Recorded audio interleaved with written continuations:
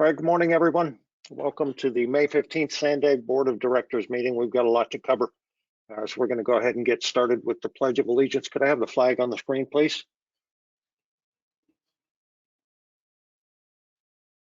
Is that flag? Thank you. Please join me in the pledge. I pledge allegiance to the flag of the United States of America and to the republic for which it stands, one nation, under God, indivisible, with liberty and justice for all. Thank you all. Before we go further, we all know folks are struggling with the effects of COVID-19 and how it's shaping our ways of grieving, and we have reason to grieve this week. I want to take a moment to reflect on the passing of two folks who passed just in the last week, and be mindful of their families as they deal with their sorrow. Many of you may know Peter Pizer. He is our financial and project strategy consultant, and his mom passed away this week on May 11th in New York. I happen to know the Pizer family from the time that I lived in New York as a teenager, knew the kids. Mrs. Pizer and her late husband, Congressman Peter Pizer, raised 5 kids in New York. She is survived by those 5 kids and 5 grandchildren.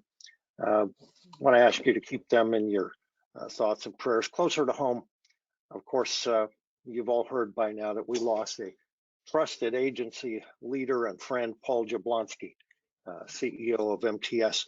Paul was steeped in the details of transit and loved by his employees. He passed away very unexpectedly over the weekend, leaving a wife and 4 kids and grandchildren. Many of us know Paul from his time as an advisory member on this board. He was passionate about transit and the ridership that it served. He never let a conversation go without an explanation about the importance of public transit in the region. Paul started his 40-year career as a bus driver in Massachusetts. Before coming to San Diego 16 years ago to head MTS, Paul worked for or managed public transit systems in New York, Saudi Arabia, Massachusetts, and Cincinnati. He was instrumental in obtaining the funding for Mid-Coast Trolley, which Sandag is building now, the largest transportation infrastructure project in our region. He is also noted for his work promoting the Green Line trolley and the cloud-based fare system.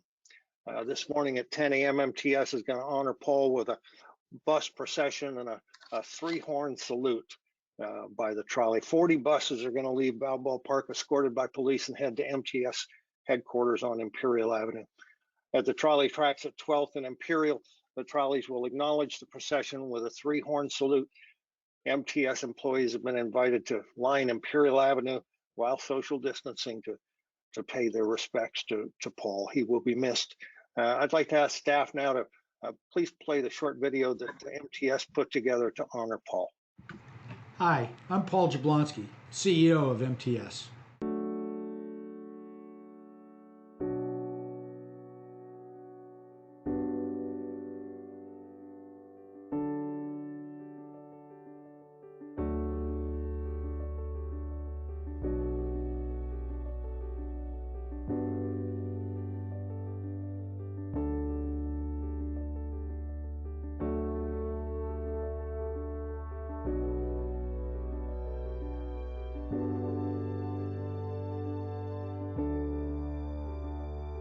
Sorry, Chair, we have no sound on that video.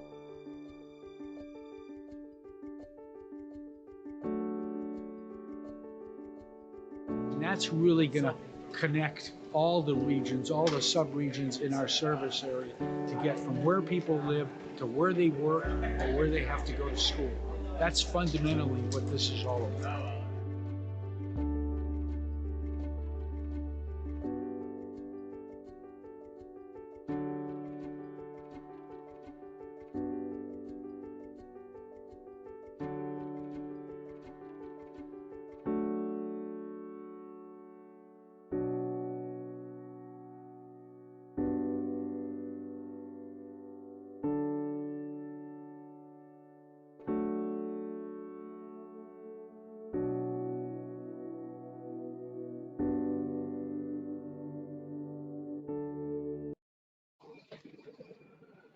Well, It's just hard to believe Paul is gone. He's truly going to be missed.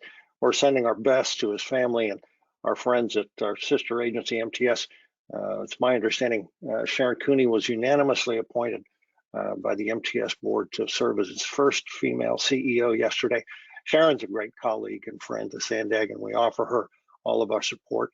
Now I'd like to pause for a moment of silence in honor of Paul's life. So if you'll join me, please.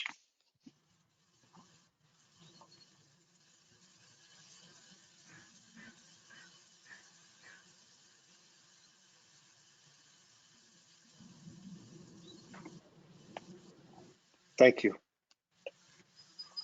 Is there anybody else who would like to make a comment on Paul before we move on? We need to keep it pretty brief, but would like to offer that opportunity. Mr. Chair, this is Hassan. Go ahead, Hassan. I just Where's my tell you how shocking losing I Paul don't was. to mute it or not. But for the board member to know that Paul was nationally recognized as one of the best in the business. After the American Transit Association, Public Transit Association is looking actually to change their rules to give Paul a lifetime achievement award he very much deserves. He will be missed.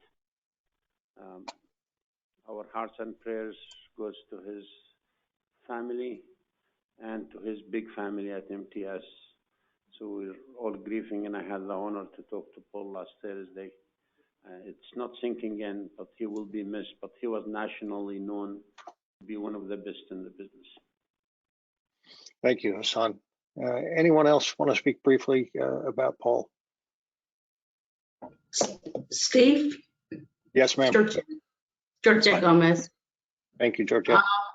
Yeah, of course. Thank you. Thank you for making space and acknowledging Paul. I had the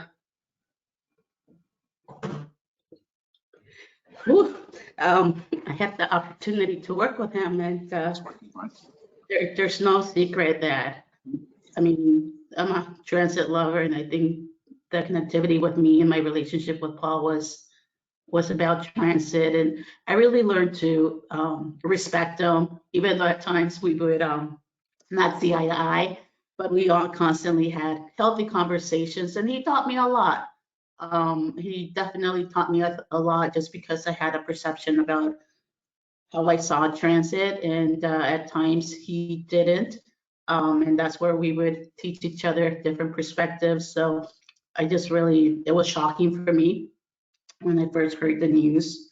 And he was really instrumental to our transit system in San Diego. I mean, he came in during the time that the system was divided amongst different structures, and he put it together with very little resources, and he did amazing. I know his heart was in the work, in creating a strong team and creating a strong board, and he was very respectful to every board member, and really was, once the board decided to do certain things, he would carry that. So I really had an opportunity to learn from somebody that had the right intentions, the right heart, and he will definitely be missed. So thank you.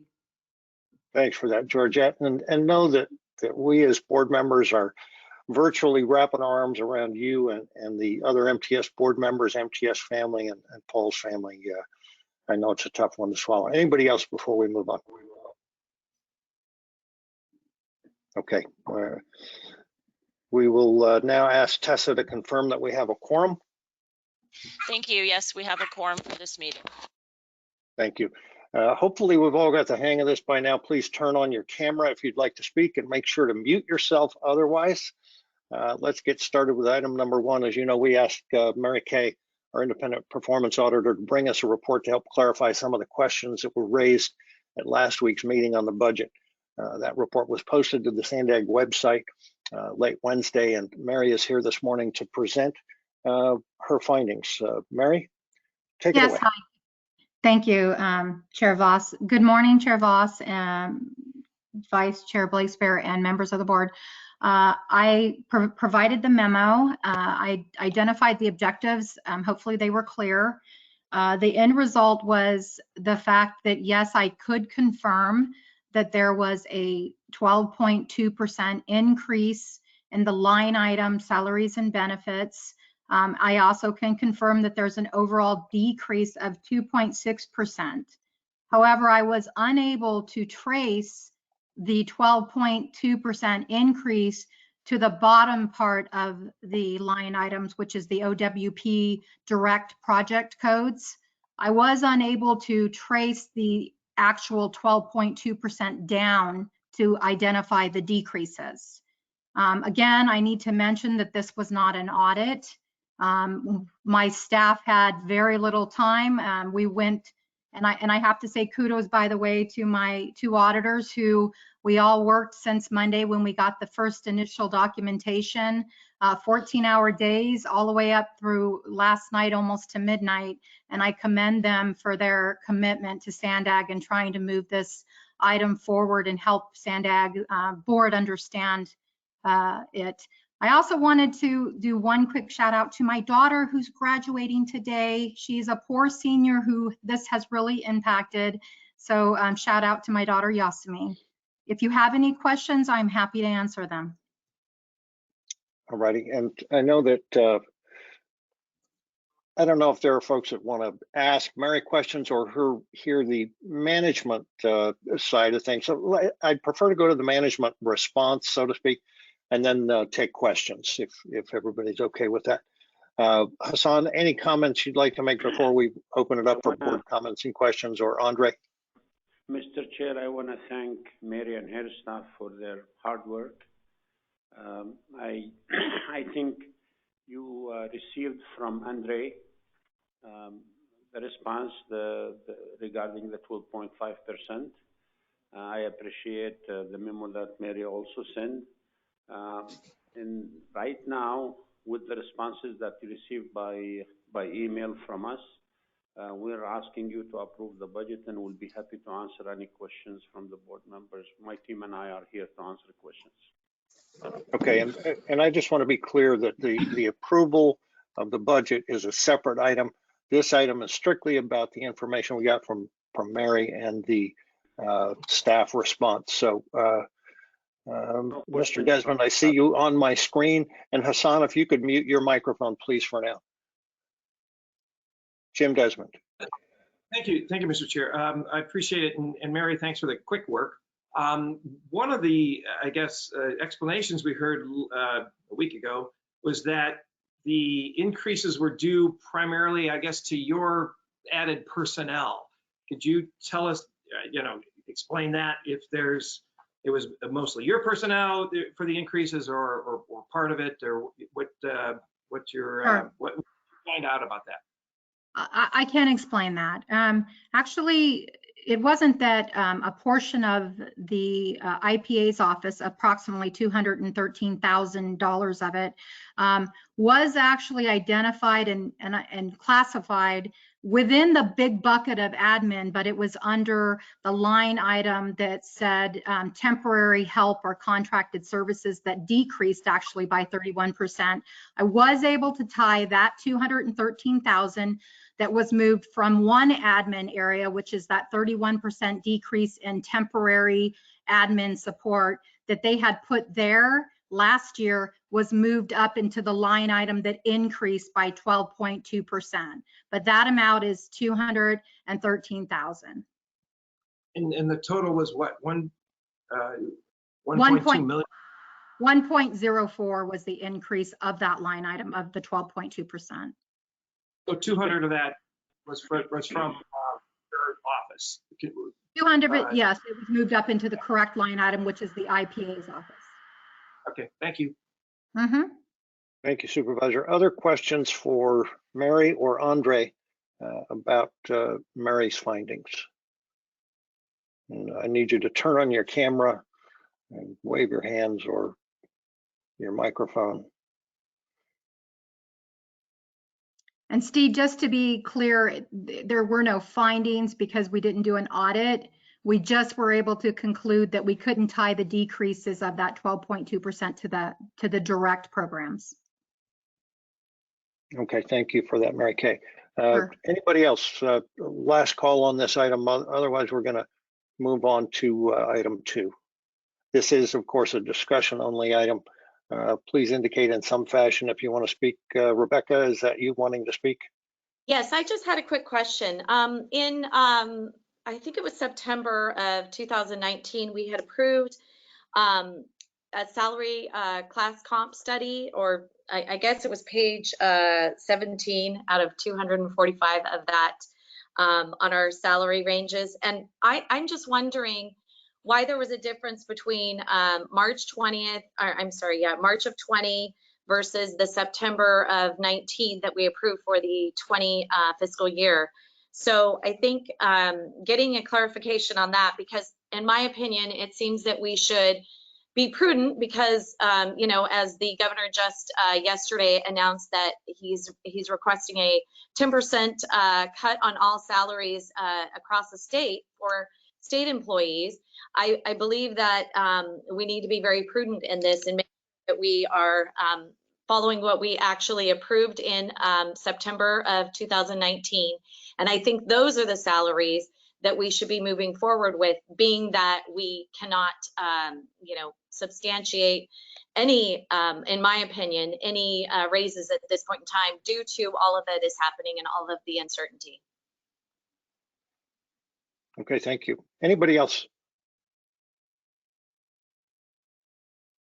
All right, I'm hearing from nobody on the screen, and I'm not getting any text from anybody. So we will move Mayor on to Voss? item. Yes, ma'am. Tessa? I would like to state for the record that there are no public comments on item 1. Thank you. I appreciate that. We will move. Who's talking? Love these virtual meetings. We're going to move on to item 2, the revised draft fiscal year 2021 Sandag program budget. Andre and Ray, take it away. Or I'm sorry, Hassan. Thank you. Thank you, Mr. Chair. You just heard the report from Mary, and you received the information from Andre. Simply, I want to state to you as your CEO and in the memo as your CFO stated to you. The budget was presented to you last time. We made a few changes.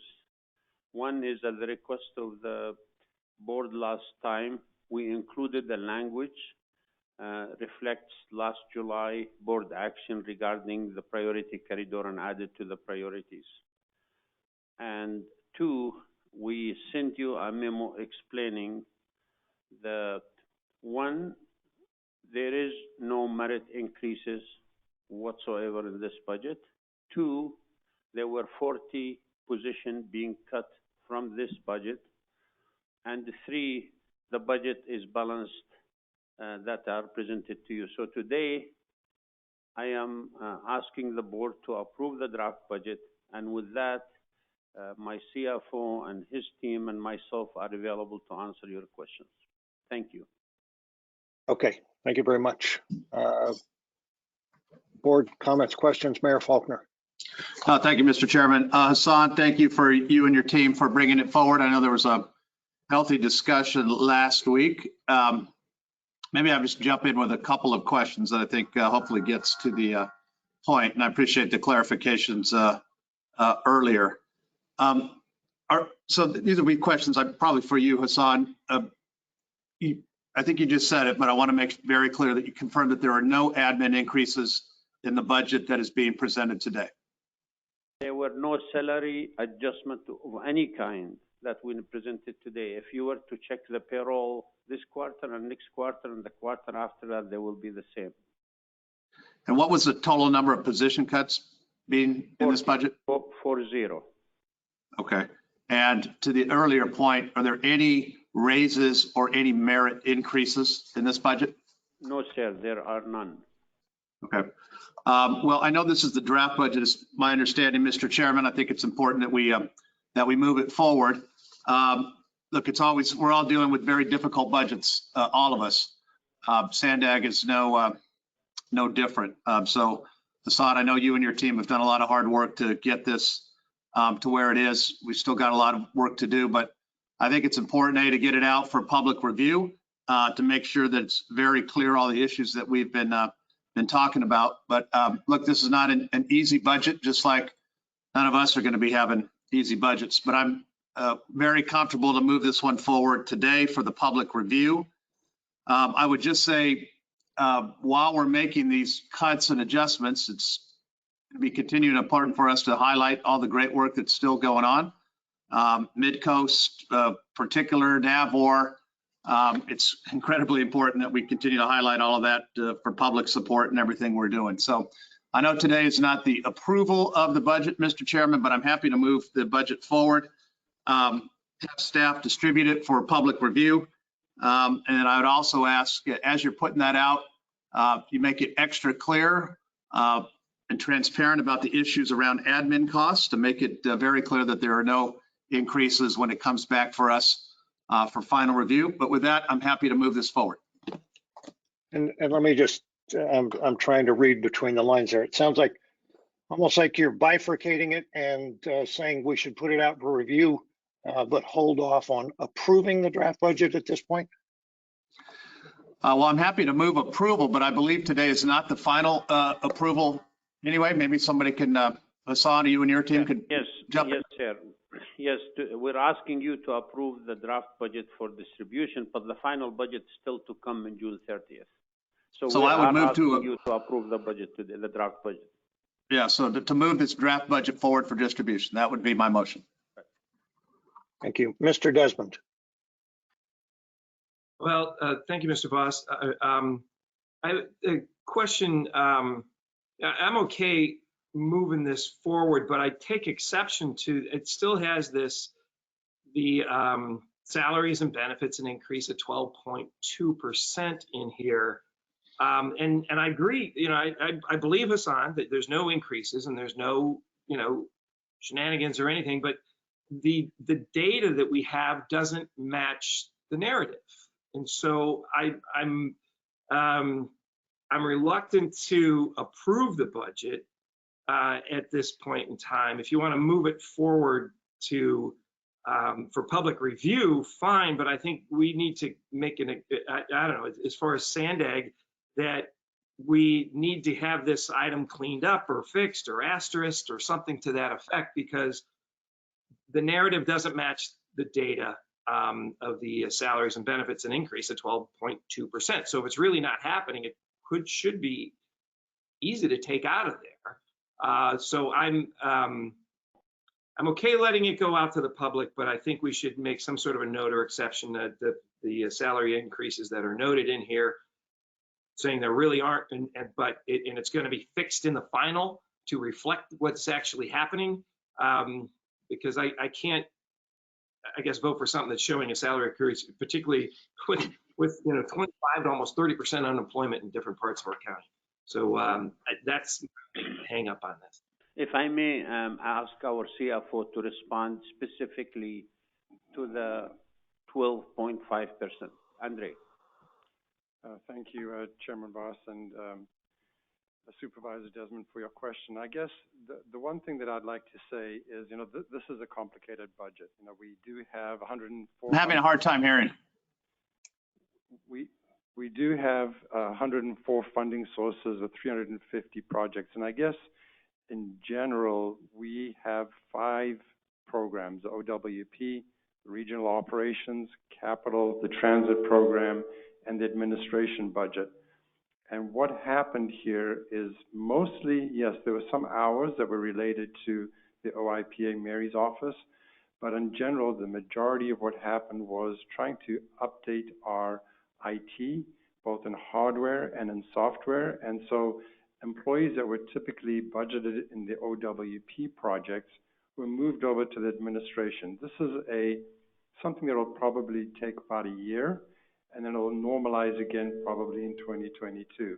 But I think to make it clearer, when we bring back the final budget, we will break down the administration budget a little more, just to show that there are no merit increases in this budget. But I understand from your perspective, and I'm glad to make some adjustments when we bring back the final budget. Thank you, Andre. Mayor Sotelo Solis.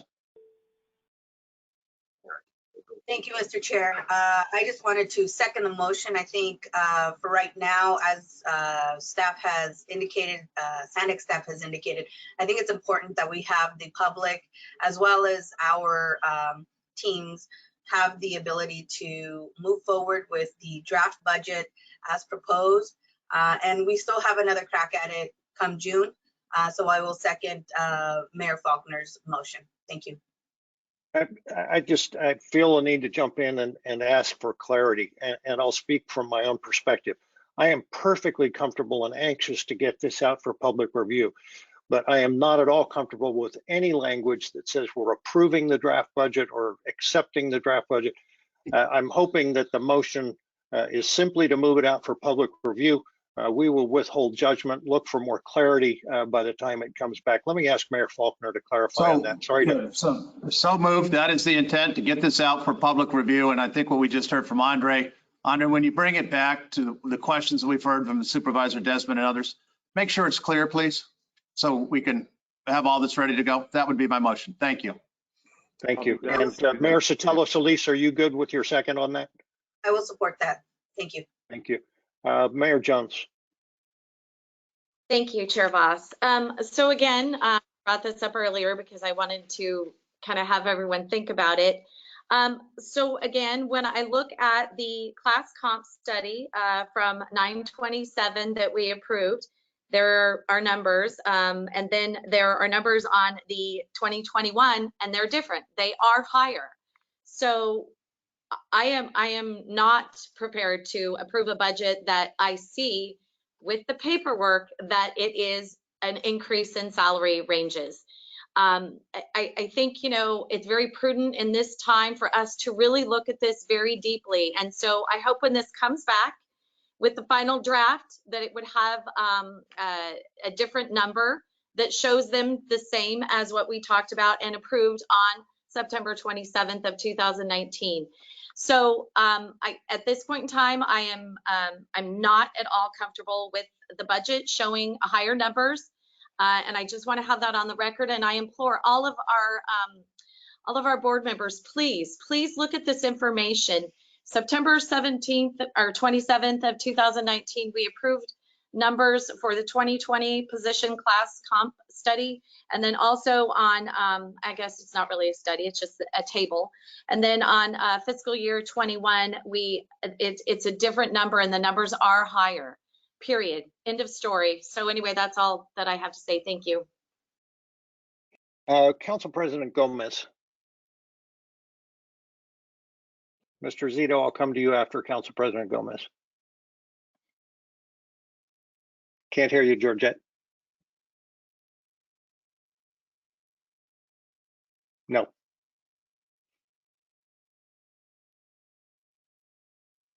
Can we get the Council President unmuted? Chair, she is not muted.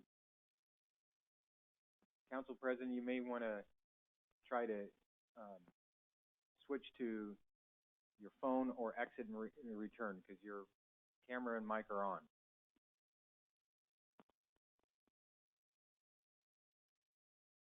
Not hearing you, Georgette. While you work on that, we'll go to Mr. Okay, Zito. I'll come back later. Wait, there you are, Georgette. We got you. Can you hear me? Yes, ma'am. Yep. Okay, good. Sorry about that. I don't know what happened. But yeah, no, I'm happy to support the motion. I think this is the right thing. I know that SANDC and the team has worked really hard in creating a budget that is reflective of of some of the impacts that we're trying to all navigate through, and I really appreciate it. And I just hope that I guess I understand some of the questioning related to the compensation, but I think there's a point where we really need to move forward.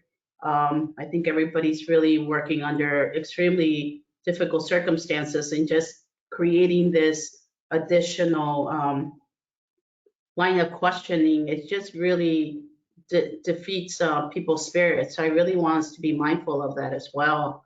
I mean, we heard from staff, we're hearing from the auditor, it just doesn't, it seems like there's a point where we need to stop and really move it forward to do the work and start uplifting our staff, and that is really stepping beyond and doing the work. So I just really want to give acknowledge their work and the finance team to create a budget that is really difficult to be creating at these moments. And I know that they worked really hard in creating something that is reflective, and it's going to change probably as things continue to evolve with the economy. So I just wanted for us to be mindful as we're engaging in this conversation to acknowledge that there's also a lot of people behind it, and the team of SANDAG is working really hard, and they're answering the question.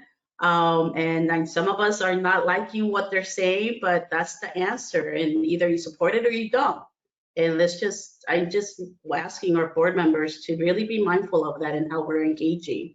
And this is the time for us to be our best selves, our best electeds, and we'll also support our team that is working really, really hard. So I just really wanted to say that. So thank you. Thank you, Georgette. Mr. Zito.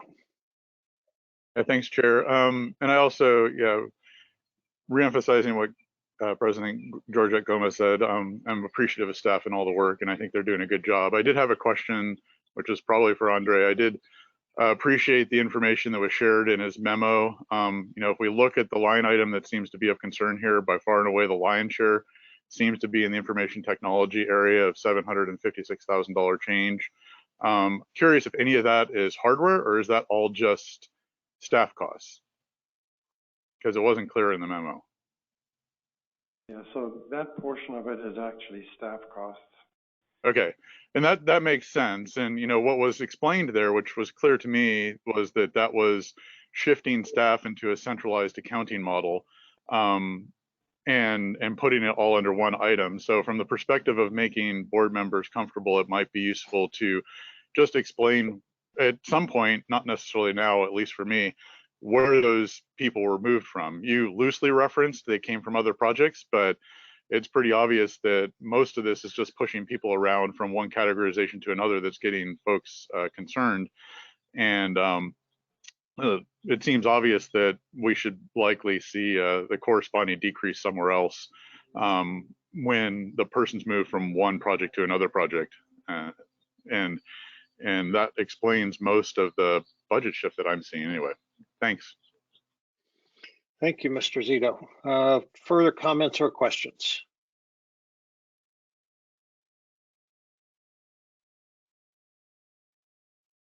Somebody turn your camera on if you want to speak and get texts and all that stuff.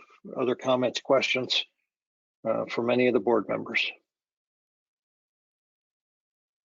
Okay, I get nobody pinging me. Can we have the Mayor Faulkner's motion up on the board? Somebody memorialize that you can put it there in text so we know what we're voting on here, please, staff. Working on that now. Thank you. That'll be coming in a moment.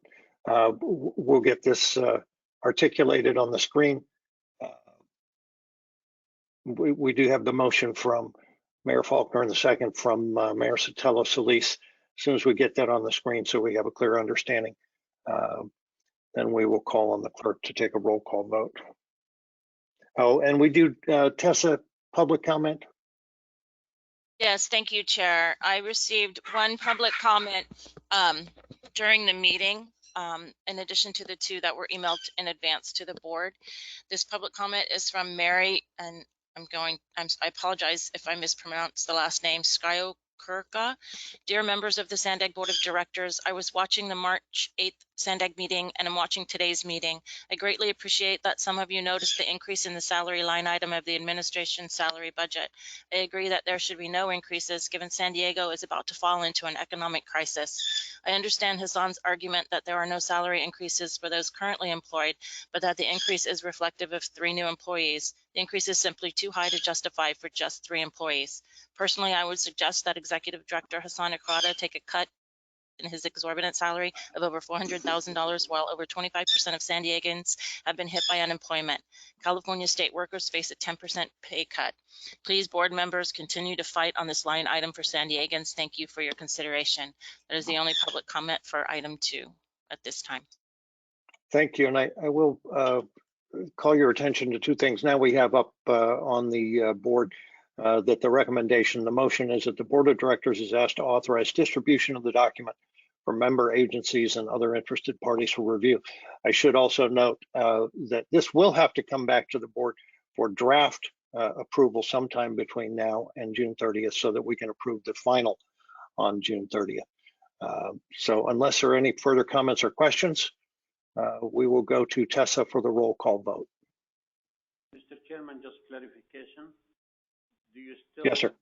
Is this the next time you're going to see the budget will be a final budget approval, or you're going to do a draft again? No, according to Mr. Kirk, at some point before the adoption of the final budget, the draft will need to come back for approval. And myself and the vice chair and or the executive committee will work that into our agendas as they come forward. Tessa, can we go to the roll call vote, please? Yes, sir. On item number 2, City of Carlsbad, Councilmember Corey Schumacher. Schumacher, aye. City of Chula Vista is absent. City of Coronado, Mayor Richard Bailey. Bailey, yes. County of San Diego, Supervisor Jim Desmond. Desmond, no. City of Del Mar, Mayor Ellie Haviland. Haviland, yes. City of El Cajon, Mayor Bill Wells. Wells, yes. City of Encinitas, Vice Chair Catherine Blakespear. Blakespear, yes. City of Escondido, Mayor Paul McNamara. McNamara, yes. City of Imperial Beach, Mayor Serge Dedina. Dedina, yes. City of La Mesa, Councilmember Bill Baber. Baber, yes. City of Lemon Grove, Mayor Raquel Vasquez. Mayor Vasquez, yes.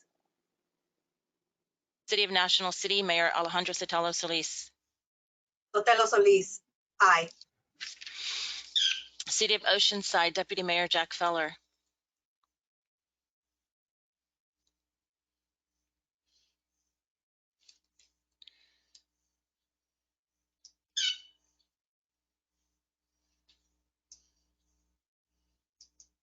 I believe Deputy Mayor Feller.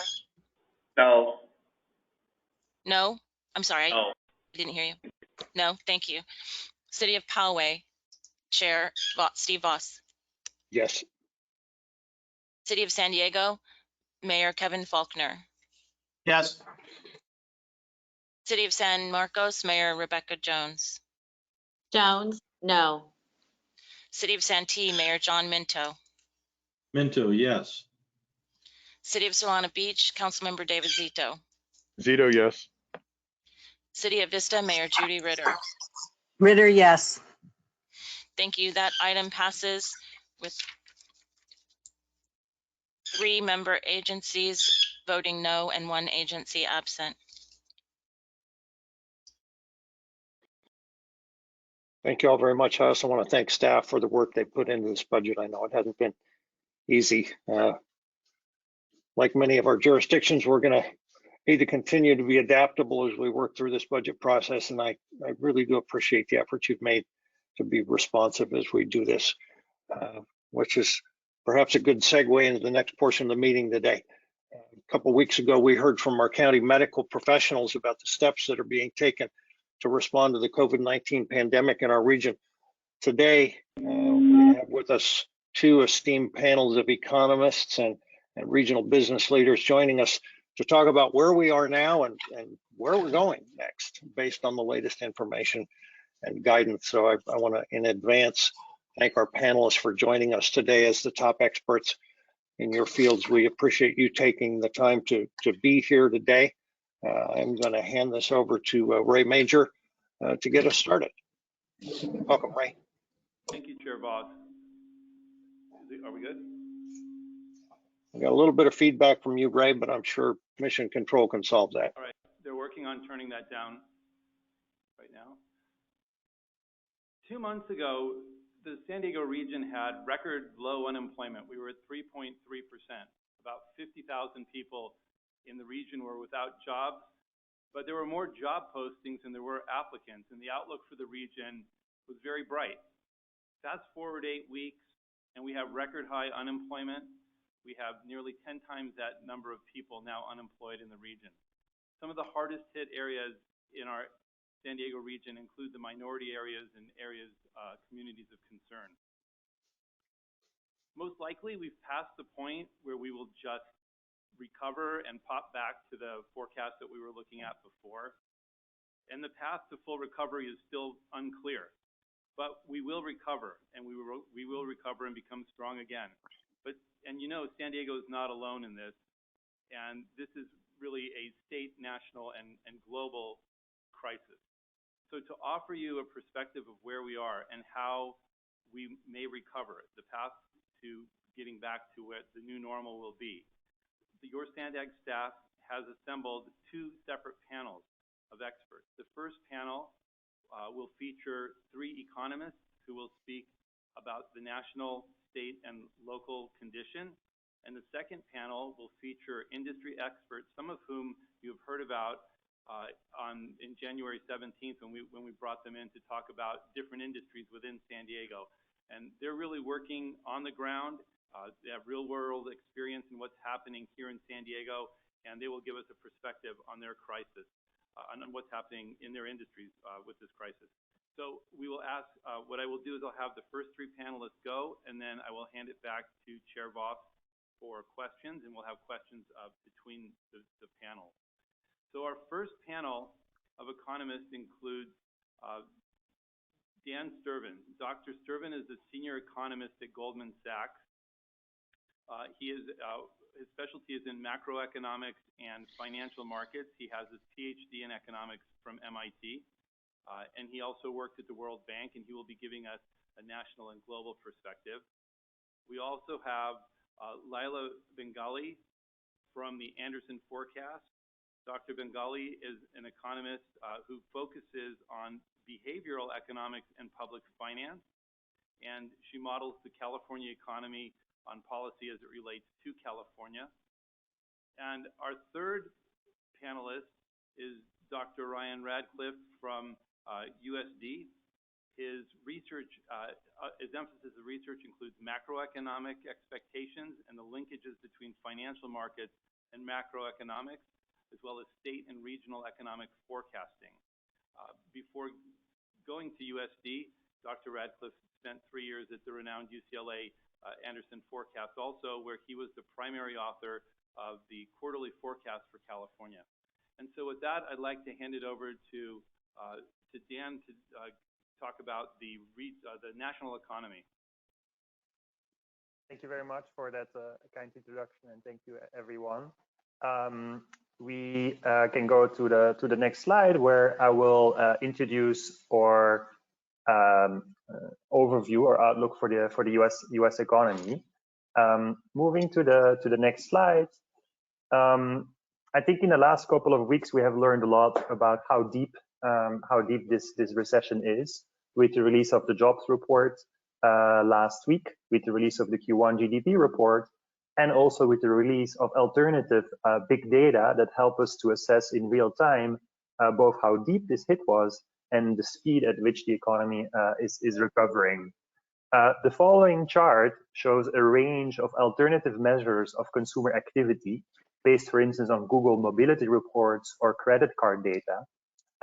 And to us, the conclusion is that it's a very deep shock, with consumer spending down by around 25 to 30%. But the encouraging news is that as the economy reopens, we are starting to see a pickup in various measures of consumer activity, suggesting that early April was the bottom for the U.S. economy. And our forecast also looks for a gradual recovery in the coming quarters. Moving to the next slide, on slide 5, I think it's very instructive to look at China's experience. It's of course an optimistic benchmark for the US or for Europe for that matter, because the virus is under a very good control in China. But what has been quite encouraging in China is that the output level in China also fell by around 30% during the lockdown, but is now back at around 90 to 95% of its pre-crisis level.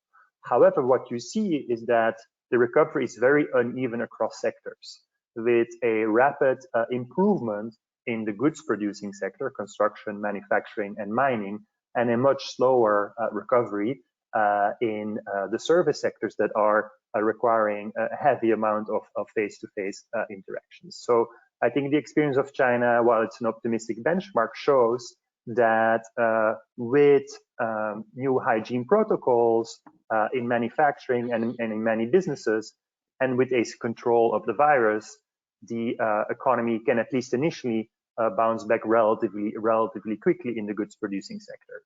Going to the next slide, on slide 6, we summarize, I think, the most important slide for the US economy outlook, which is essentially trying to compare the very large decline in labor income as a result of all those income losses, which is shown in gray here on this slide, against a very substantial fiscal effort that Congress has implemented, which has come primarily in two forms: the unemployment insurance benefits that have been made more generous, shown in blue, and the stimulus checks shown in red.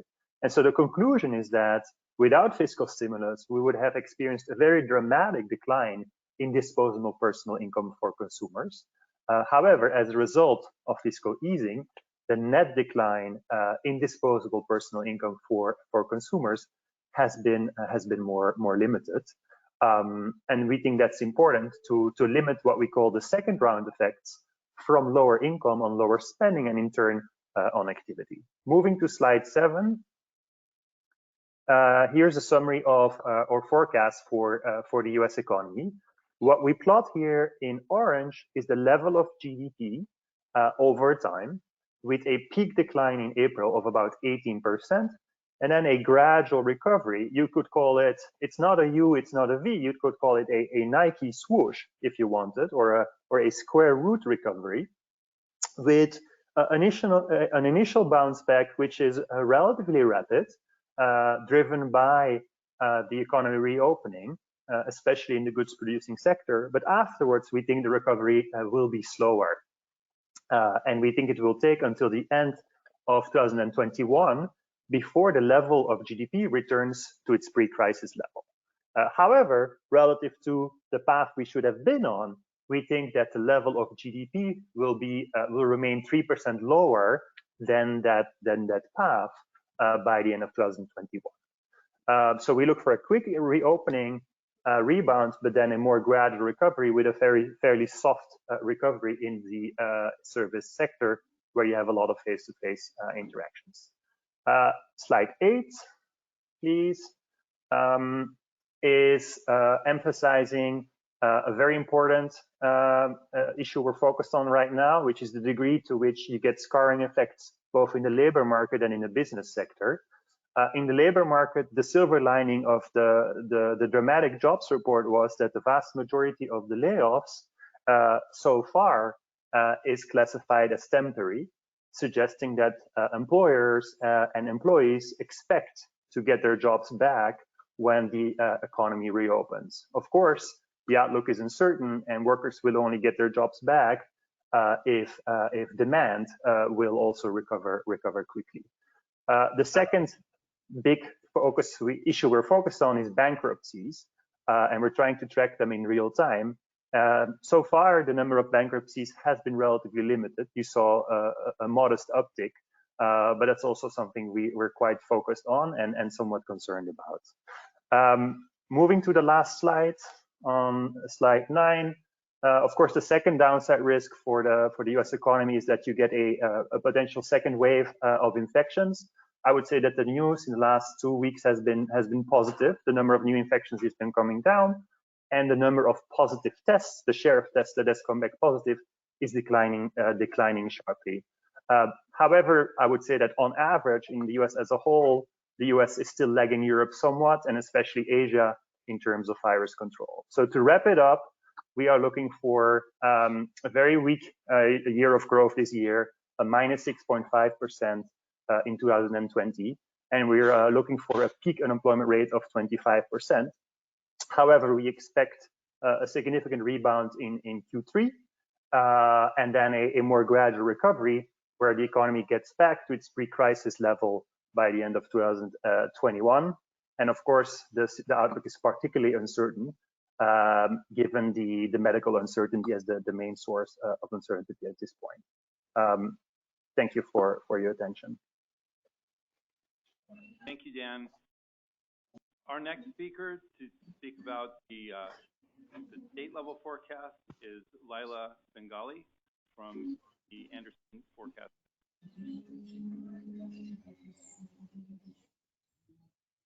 Well, thank you for having me to speak today. So what I'm going to do is to talk to you about the California economy, some metrics that that we're watching at the forecast, and then I'll go through our forecast and our projections at present, which, given how quickly things change, will certainly be out of date in a few weeks, but we will be updating our forecast periodically, and we'll have a final update for Q2 for our June conference, which will be late June. So let's jump in. So what are some important metrics? First, let's talk about employment. So the short story is we're all waiting for April state data. Right now, we only have data through March. Household and payroll employment, those metrics are both down, not substantially, because the shutdown really only affected the second half of March, and we only have data through March. But what we do see is that industries where you'd expect to see a decrease in employment are those industries where we do in fact see drops in employment. So for example, in the retail sector and in leisure and hospitality. Now, the unemployment rate for California is down pretty substantially from February to March. So it's down from about 3.9% to about 5.3%. That's a pretty, that's a pretty big increase. So about a 35% increase in the unemployment rate. Now, as a number of economists and commentators have noted, the unemployment rate might not capture everyone who's lost their job because of this crisis. So we're also looking at the labor force participation rate, and that's down about 1 percentage point from about 62.6 to 61.8. So that's an indication that people are in fact dropping out of the labor force and not looking for jobs. So these are aggregate numbers. We've, as Dan has done, we're also looking at some more real-time metrics of the economy and of employment. There's a company called Homebase, which is a scheduling software for small businesses, and they're publishing their data and making them available for researchers. And their data show that if you look at the count of employees coming to work, so people who are logging into this scheduling software, that's down. So as of mid-March, when we saw the big drop, that was down about 60% from the January average. The good news is that while that drop was very sudden and very steep, since then, we've seen a bit of a recovery. So now the drop relative to January is about 40% or so, maybe 44% rather than the 60.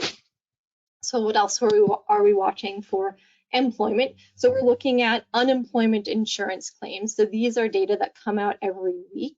And in fact, a research center at UCLA, the California Policy Institute, the California Policy Lab, they have the individual data, so they can give us a more detailed picture than we can get from the report that comes out from the government every week. So their latest update, which is as of May 7th, is that about 19% of the labor force in California has filed an initial claim for unemployment.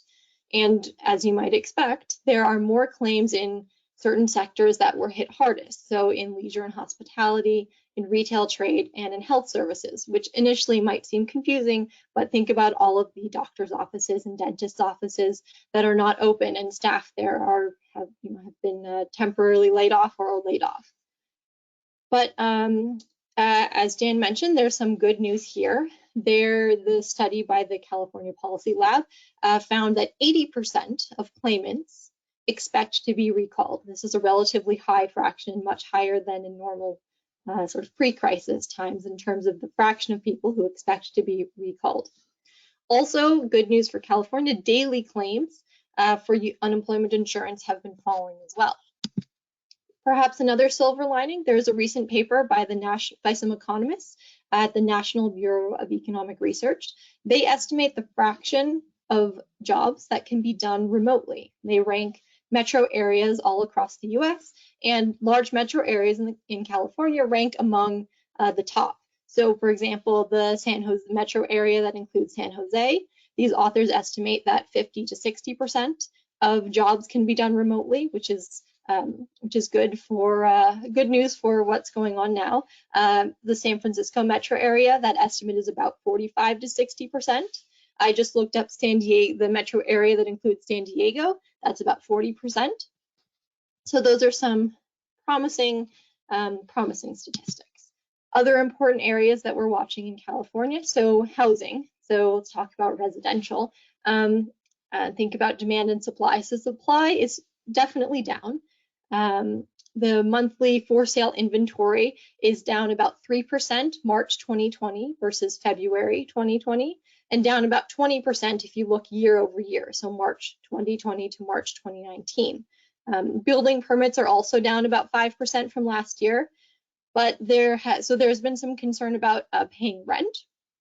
So they recently attended a seminar from the Rosen Consulting Group about residential real estate, and their data are showing that April and May multifamily rent payments are only off about a couple of percentage points from the same time last year. So that's saying that people are still able to pay their rent, or they're still paying their rent. We'll see how that develops going forward, but that's a promising sign. So thinking back to supply and demand of residential housing, demand might be rising. More people might be thinking that they want a single family home because they are maybe able to do their work remotely now, so they don't need to live as close to where they work. And also there might be a change in preference, so people might want more space. Mortgage rates are also very affordable, but on the sort of pushing the other way, lenders seem to have tightened their loan criteria. So we're not sure which force will win out there. Another important area for California as a whole is import and export activity at the ports. So here we have some April data, unlike with the headline employment numbers. And if you look at the total, 20-foot equivalent units, so TEUs, those sort of big container boxes when you think about international shipping, month over month, so March to April, those numbers are up, but year over year they're down. So that's suggesting that there's a long-term downward trend in activity at these ports, so the Port of Los Angeles, the Port of Oakland, but month over month, April was better than March.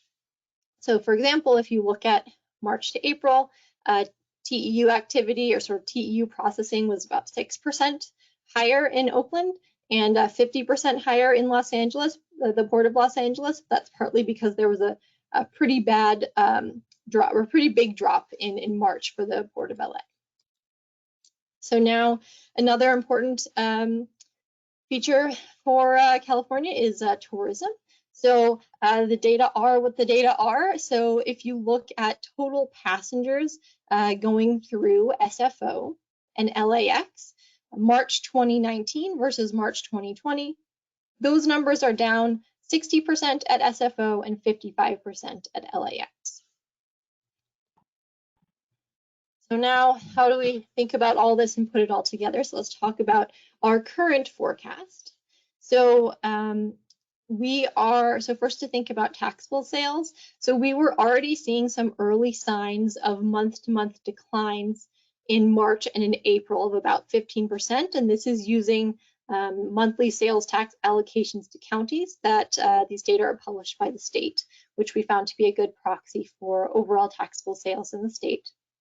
So we're projecting the main drop to come in Q2 of this year, with levels not rebounding in terms of taxable sales until about 2023. So why that long? Well, taxable sales were slow to recover in the last recession. And there's also evidence from reopening in Georgia that suggests that while there was a steep drop off in activity at retail locations, which is a decent proxy for taxable sales, the increase has only been slow. It's been slow but steady, but that's another reason why we're projecting a slower rebound. And Dan talked about this as well, same idea. So what about employment? So we're projecting, again, I'm going to start to sound like a broken record, the main drop to come in Q2 at a drop of about 25% at an annualized rate, with levels not recovering until 2023. So here again, historically, employment has been fast to fall, unemployment has been fast to rise, and then both have been slow to recover. One reason is that laying off workers is quick, but finding those matches between employers and employees takes a little bit more time. So finally, personal income, another important component for income in California from income tax. So here again, we're expecting the biggest hit in Q2 of this year, down at about a 20% annualized rate, with levels returning to pre-crisis levels towards the end of 2021. So this is a little faster than the other two in terms of recovery. One reason is that a lot of high-wage technology, there's a lot of high-wage technology work in California, which has helped the state, or helped this metric of personal income recover more quickly in past recessions. And so far, financial markets have been stable, and that's going to help push up personal income. There will be big variation county to county, so you can look at past recessions and see that this is the case as well. For example, if you look at San Francisco city total government revenue, in the last recession, there was a very V-shaped recovery. So revenues fell but returned in 3 to 4 years, compared to the city of Bakersfield, where there was a big drop in total government revenue, but the recovery of that was more of a U-shape, and it took more like 10 years. So I want to end with a caveat that our forecast depends critically on our assumption, which is not a forecast because we're not epidemiologists, about the trajectory of the pandemic. Right now, our assumption is that we'll be sort of at the back end of this curve by the end of summer, and that there will not be a return to crisis and lockdown in the next flu season. We're of course going to continue to reevaluate that assumption, but I did want to give that caveat, and I'm happy to take questions after the next presentation. Thank you, Lila. The next presenter will be Ryan Radcliffe from the University of San Diego.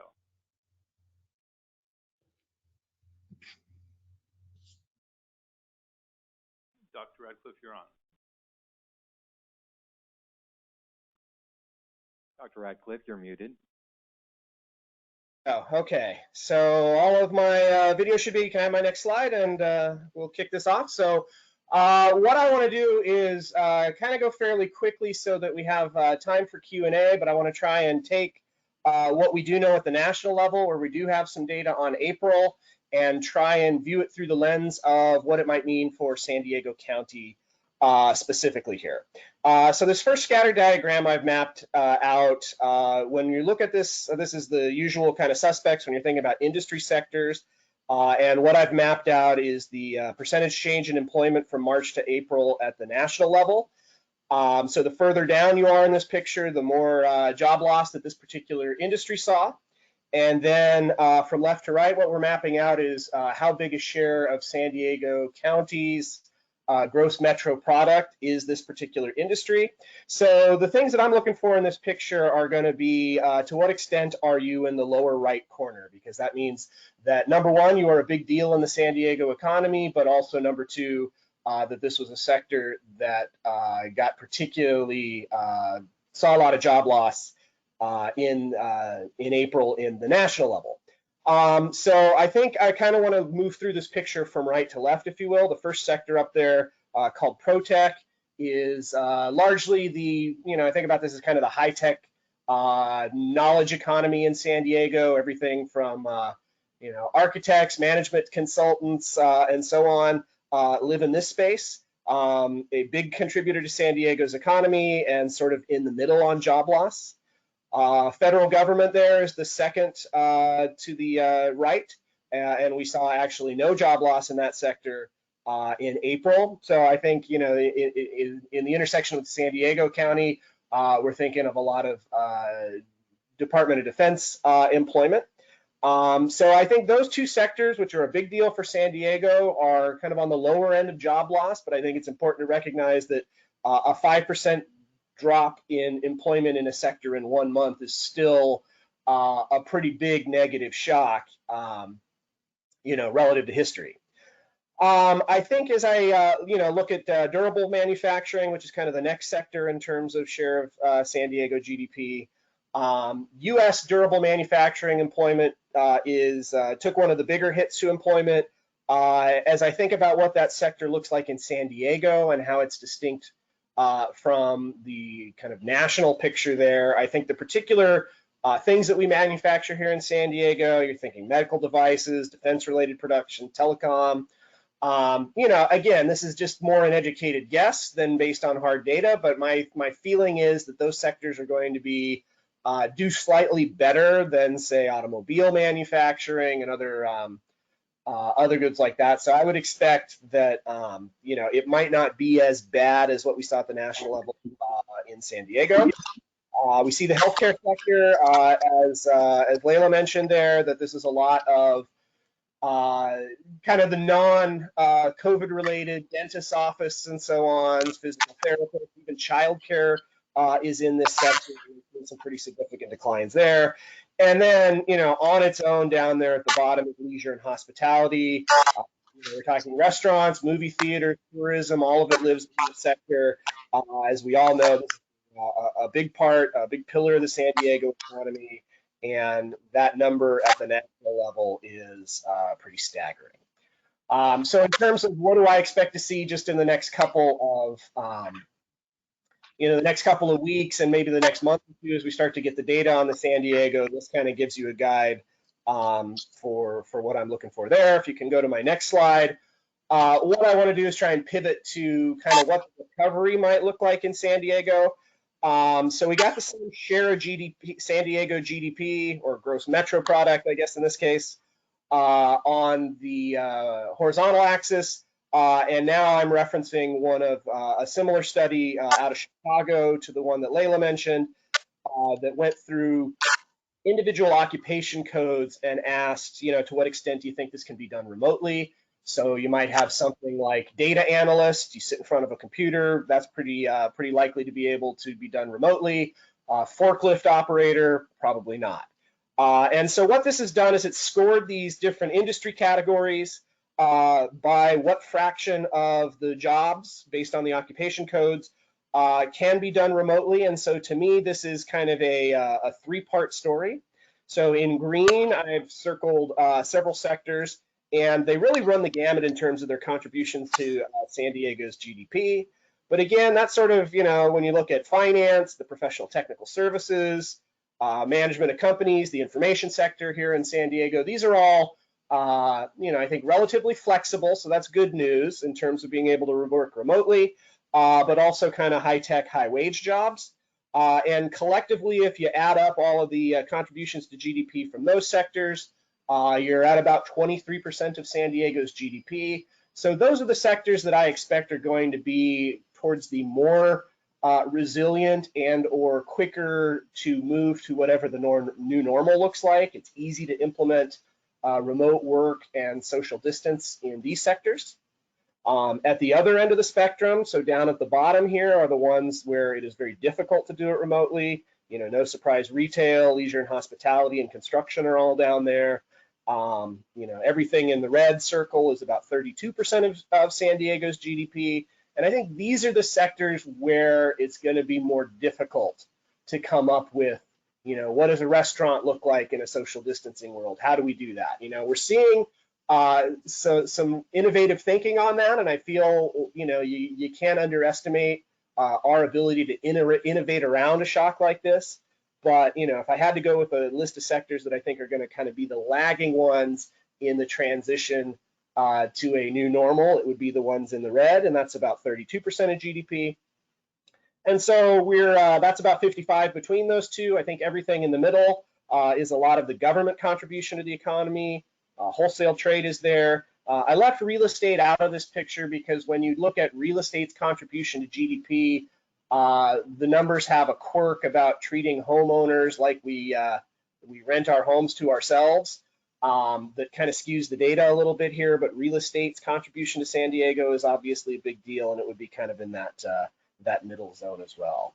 I think the one other thing that I don't have a slide on that I want to offer before we move to Q&A here is just that I think the last two recessions in California have both shown us that as the private sector has started to recover, that the budget crunch that has occurred at the state level and at the local level has really been a drag on the recovery. You know, hiring freezes at the state and local level, budget cuts have you know, had that those sectors, those kind of state and local government sectors have seen negative you know, job losses where we're seeing the private sector recover. And I really expect you know, given kind of the terrifying May revise numbers that we got yesterday, that state and local government, you know, absent some sort of backstop from the federal government, are going to be one of the things that kind of lengthens the recovery, even if we do see a fairly quick bounce back in the private sector. And I'm happy to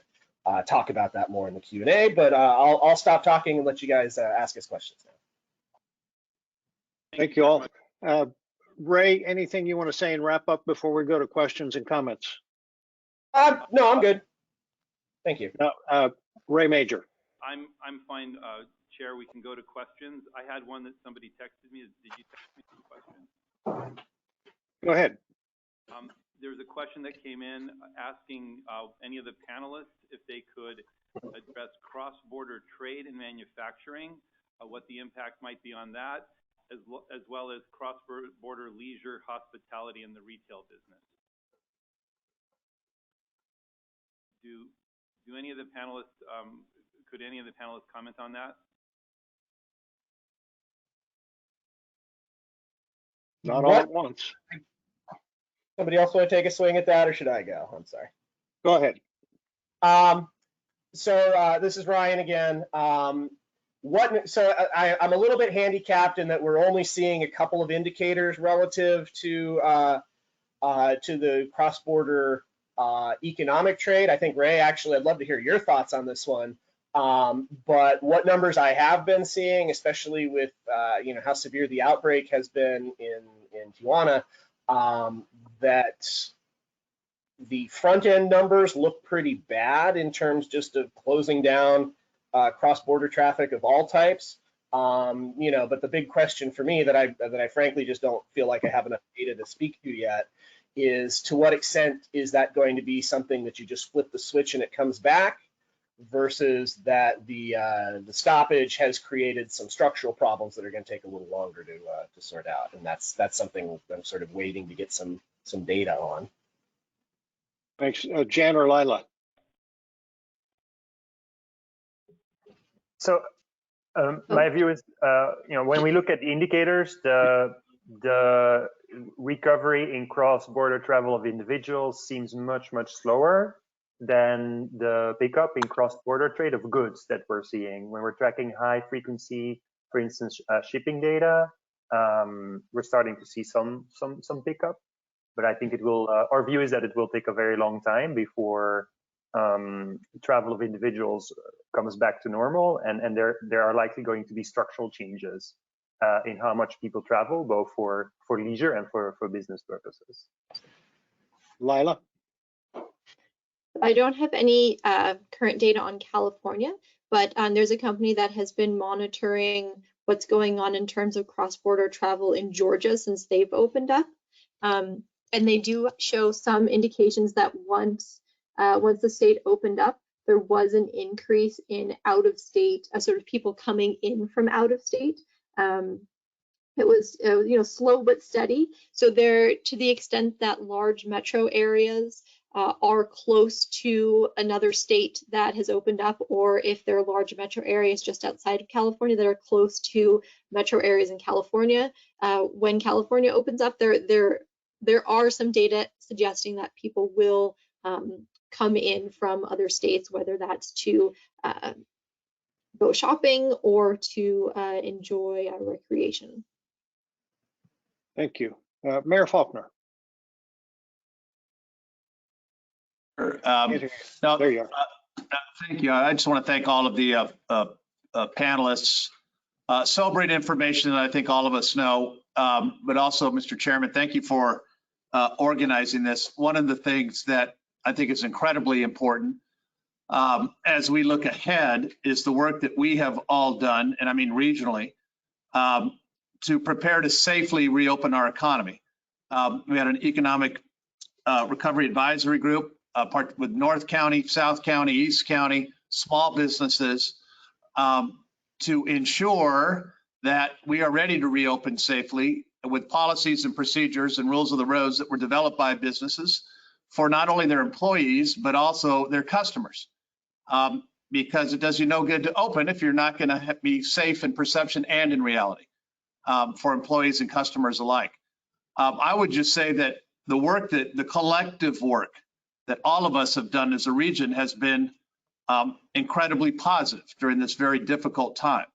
I would note that as we authored a letter with myself, Supervisor Cox, Chairman of the County Board, as everybody knows, asking the governor for the ability of San Diego County to move to safely reopen and to give us that flexibility to do so in terms of the gating metrics up at the state of California currently that are unachievable for urban counties like ours.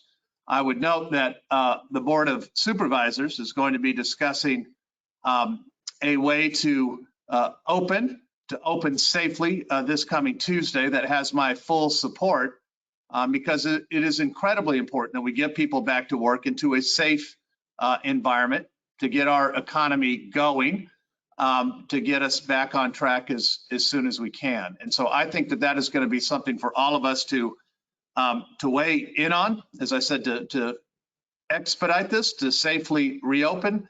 And that will probably be one of the most important things that we can get behind next week. That is going to be incredibly important for the weeks and months ahead. This region has done a very good job of taking this seriously, done a very good job of flattening the curve.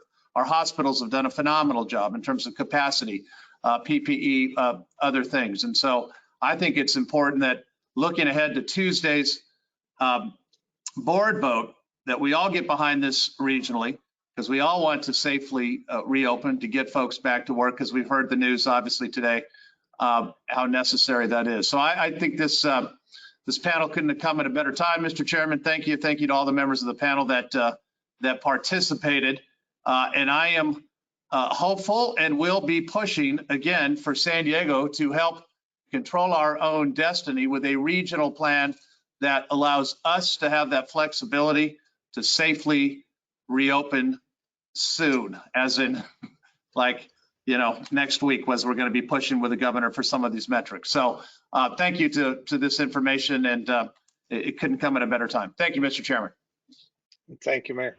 I will just tag on to what Mayor Faulkner said in mentioning the city of Poway unanimously, our city council weighed in with the governor's office and with the Board of Supervisors, pleading for local control as we try and find a return to normal.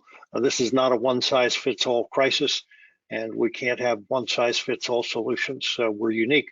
Nobody knows this region better than the local leadership, and stand shoulder to shoulder with Mayor Faulkner and others, looking for that opportunity to make local decisions.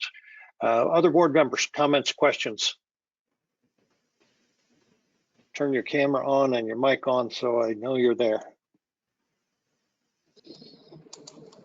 I hear somebody coming.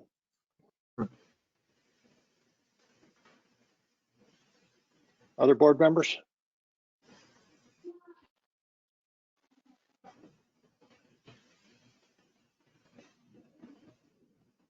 Well, absent any other board members stepping up, any final thoughts from this panel before we move on to the others? Really appreciate you making time for us to share your wisdom. Any final thoughts? No, thank you for having us. Have a good evening. You bet. You bet.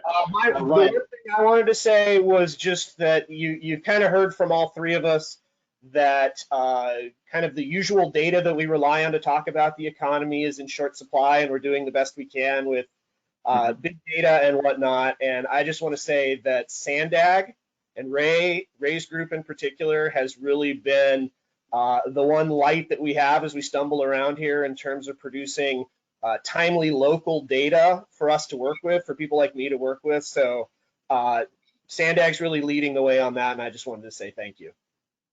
Well, thanks for that. And again, thank you to all of you. Lila, any further or final comments?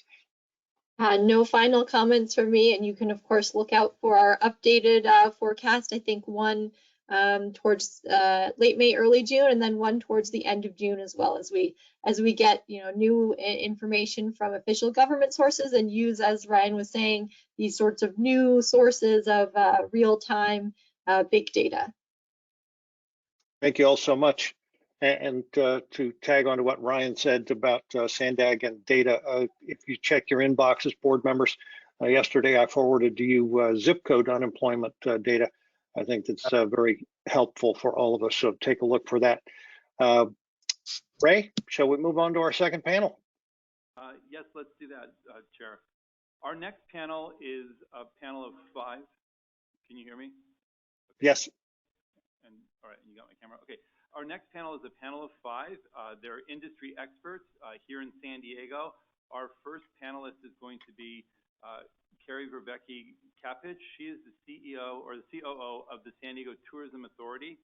And in her role, she's responsible for all the strategic planning, the brand stewardship, the community engagement, and revenue development for the tourism industry. She's been a leader within the San Diego region on the pandemic economic recovery and served on the city and county's recover advisory group that Mayor Faulconer talked about just a moment ago.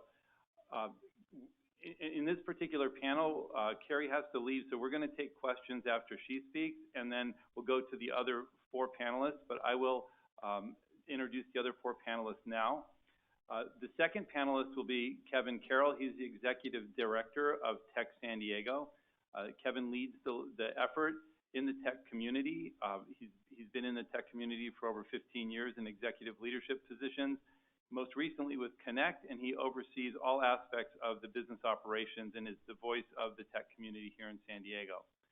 Our third panelist is going to be Dimitrios Alexio. He spoke with us in January also, as did Kevin, and he is representing the healthcare industry.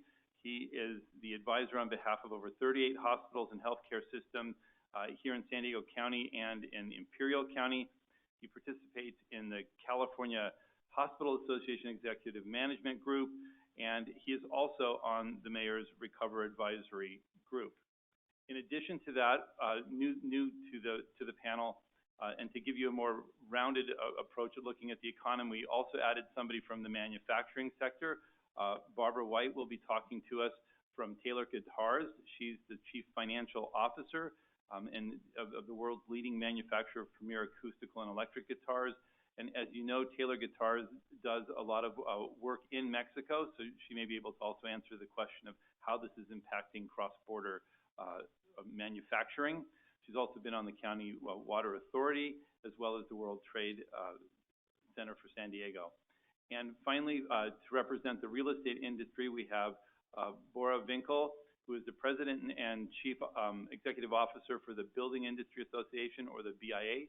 He's been in this business for over 25 years, and he will talk to us about the impacts of this pandemic on the real estate market. And so with that, I'll hand it over to Carrie to give us an update on the tourism industry. Thank you, Ray, and thank you so much for inviting us to join this group today and to talk about the challenges that we see impacting the tourism, leisure, and hospitality sector.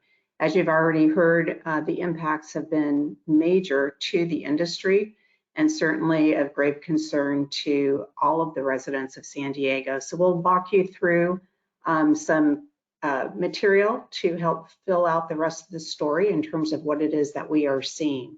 So if we can go to the next slide, please. And we can go on again. So I was able to speak with you quite a few months ago prior to all of this. And just as a reminder, in terms of tourism, that is an export. It's new dollars that come into our regional economy. And in 2019, there was $11.6 billion that were spent at San Diego area businesses by travelers into our region. I think it's important to realize the scope of meetings and conventions, because conventions are something that the governor has stated as a phase 4 in terms of recovery. But 30% of spending is generated by meetings and conventions into the San Diego area. So obviously we're very concerned about what the future looks like in terms of that sector of our business. The remaining 70% is generated by leisure travelers and people who are visiting friends and family. And so that is obviously the first spot that the governor has identified going forward in terms of when we're able to once again resume travel for those purposes. That is the first area to be resumed. Next slide. In regards to tax revenues, I know this group is very familiar with all of the tax revenue implications. Transient occupancy tax countywide last year was $329 million. Sales taxes, $273 million, and property taxes, $252 million. All of these tax revenues, of course, are under duress based on the current economic conditions. Next slide. We are still in uncharted territory when it comes to COVID-19 and what the impacts will be. This has happened at just an alarming rate, and there are still so many unknowns in terms of phases, when things will happen, what requirements will be in place. The timing of reopenings is really not known, and that is causing a great deal of angst with different businesses throughout the San Diego area and throughout the California area. I should note that our convention center has obviously not been taking any group events, and currently it does have groups that are scheduled to come in this fall, but that is really dependent upon whether that is allowed activity. We are projecting not only a 6-month impact on the travel industry, but impacts going forward the longer that this crisis continues and the longer that we're waiting to reopen sectors of our economy. Next, please. Again, a reminder in terms of what we are looking at. One of the things that many people don't realize is that 70% of visitor dollars are spent at non-lodging businesses. So those are spent at arts organizations, retailers, restaurants, a wide variety of transportation and entertainment options. And we have 200,000 San Diegans that were employed in this sector. That's 1 in 8 San Diegans prior to the pandemic. Next slide.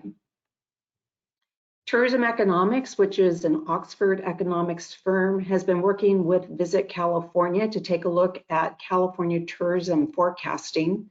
They have put together their first report. And again, as much as you heard with the economists who spoke earlier this morning, there are so many unknowns that these are going to be continually updated as new information, new data becomes available. So we are looking at some really difficult time periods ahead. We were the first industry sector to really feel the impacts of this in terms of stay-at-home orders. And when you take a look at all of the challenges facing California's tourism industry, whether it be revenues at the different business establishments, whether it be challenges in terms of when we might start to see the disease policies in place that might start to shift going forward. All of these are shifts that we will see in terms of what the forecast will look like going forward. The things that bode well for California and for San Diego from a tourism perspective is that we are such a large state of 40 million people that there is the ability to support our own businesses within our own backyard and within regional areas once we are allowed to do that. Next slide, please. Tourism Economics has looked at what are the impacts in terms of the California tourism economy, and they are forecasting $72 billion lost in 2020, a 50% reduction in revenues over last year. So significant losses from an economic perspective. If you go to the next slide, you can see just from San Diego County hotels, and obviously so many city governments are dependent upon hotel taxes to support essential services. We were running between 70 to 80% occupancy within the county of San Diego throughout the region for hotel occupancy, generating a substantial amount of hotel tax revenues. Currently, hotels are running between 20 and 30% countywide. What they have been doing, obviously, is providing services to essential workers, displaced residents, and also for government employees who need, whether it be military or others, who need accommodation at this time. If you go to the next slide, what you can see is how the employment sector breaks out. Food and service, drinking establishments is the largest employer within our sector, and obviously that has been hit right off the bat. And the big challenge now and concern now is what will happen with many of these small businesses. Will they be able to reopen in light of all that has happened? Accommodations, the hotel and lodging sector employed 31,000 prior to this, and arts, entertainment, recreation, almost 30,000 employed prior to this. I will say, just as an aside, Legoland, on a call with them yesterday, was telling us that they typically, as they go into the summer months, will have as many as 3,000 employees at Legoland. They currently have a staff of 85. So you can see that just the impacts in terms of businesses and a wide variety of businesses is severe. And when you take a look at arts organizations, many of those are nonprofits. They too have been deeply and badly impacted by the pandemic. Next slide. Tourism Economics for the state of California looked at what would happen from a job loss perspective and how does speed of recovery start to help mitigate those losses. They are estimating 52% of tourism jobs will have been lost by the end of May, as we are now seeing full closures happen across many businesses. And if there's the no mitigation, if we continue to slowly reopen, and as we have businesses go out of business, they're looking at least a 30% drop in employment within our sector by the end of 2020. Next slide. So one of the things that we've been doing at the Tourism Authority is working with all the various business sectors to make sure that they have their reopening guidelines, all of their health and safety plans in place, and that they are working with county health and they are working with the state public health in regards to those plans. Our hotel community has submitted plans through the California Hotel and Lodging Association. Our major attractions have worked on their plans and have submitted their plans as well. The arts community has joined together. Everyone is trying to look at best practices across different business sectors, looking at how a large retailer like Walmart can re-engineer their place of employment to ensure safety for both guests and workers, as well as looking at other business sectors that have been open during this time. I will say that the tourism community is very committed to doing everything that it can to obviously open safely, open as quickly as possible, and to do so in unity with our community so that we can be able to get employees back to work and start to once again become an economic driver. And with that, I'm happy to open it up to some questions. Thank you. Thank you, Carrie. Appreciate you making time to be with us today. Board members, comments or questions for Carrie? Turn your camera on and your microphone on if you have a comment or question for Carrie. Looks like you might get off pretty easy, Carrie. Well, I really appreciate it. I know how much everyone is dealing with, and so to have an opportunity to help inform and educate, and if there's anything more that we need to be aware of or do, please let us know. We're just here to try and help our community move forward as best as possible. Thank you, Carrie. Really appreciate it. Want to make sure too, Ray and staff, if we could make sure to have all these PowerPoint slides available to our board members so they can really digest them later. I think that would be very helpful. Carrie, thanks again for making time. Ray, I will turn it back to you to go to the next panelist. Thank you, Chair Boss. Our next panelist will be Kevin Carroll, from the Executive Director from Tech San Diego. Thank you, Ray. Can you hear me okay? Yes. Yes, we Ray, can. thanks for having me. I'm Kevin Carroll, I'm the Executive Director of Tech San Diego. We represent the tech industry in San Diego, primarily small, mid-sized companies. So as we walk into this, I thought Dr. Radcliffe from USD did a good presentation on some of the numbers behind the tech industry. He mentioned a word that I'm going to be talking about as well, and that's really resilient. And I think that innovation tech is among the most resilient of the regional job sectors. Having said that, we looked at Carrie's presentation, none of us are siloed in this community. And so I think we have a great amount of empathy for the economic devastation around tourism and hospitality. We're not a silo in the tech industry. We're all in this together. In fact, some of our very largest tech employers were the first to contribute funds to help some of those sectors. So I just want to caveat that. To give a little bit of a flavor behind why we've been resilient during this is, first off, we're coming off an extended economic growth cycle. There's many positive balance sheets. I think the lessons of 2008, when many companies got caught without capital, is still resonating. And also, you look at year-over-year increased defense budgets. Now, when you look at defense budgets and you think of San Diego, you might think of people just building ships or things like that. But the reality is, increasingly, if you look at the regional defense contractors, it's software development, it's data science, it's AI, it's cyber. And so increasingly, those defense contractors are tech workers. So that's something to keep in mind too. Also, and this is a recurring theme for San Diego, the diversity of our tech economy, once again, is proving to be of great benefit. So in 2001, when the telecom communication bust happened, other sectors of the economy stepped in. And certainly you're seeing that all of our eggs aren't in one basket in tech. So yes, we have communications, but we also have medical device, we have software, we have retail software, we have all of these different sectors. And a lot of them are small, mid-sized companies. So I think that is really helping the outlook. The earlier economists mentioned about a 5% unemployment within tech.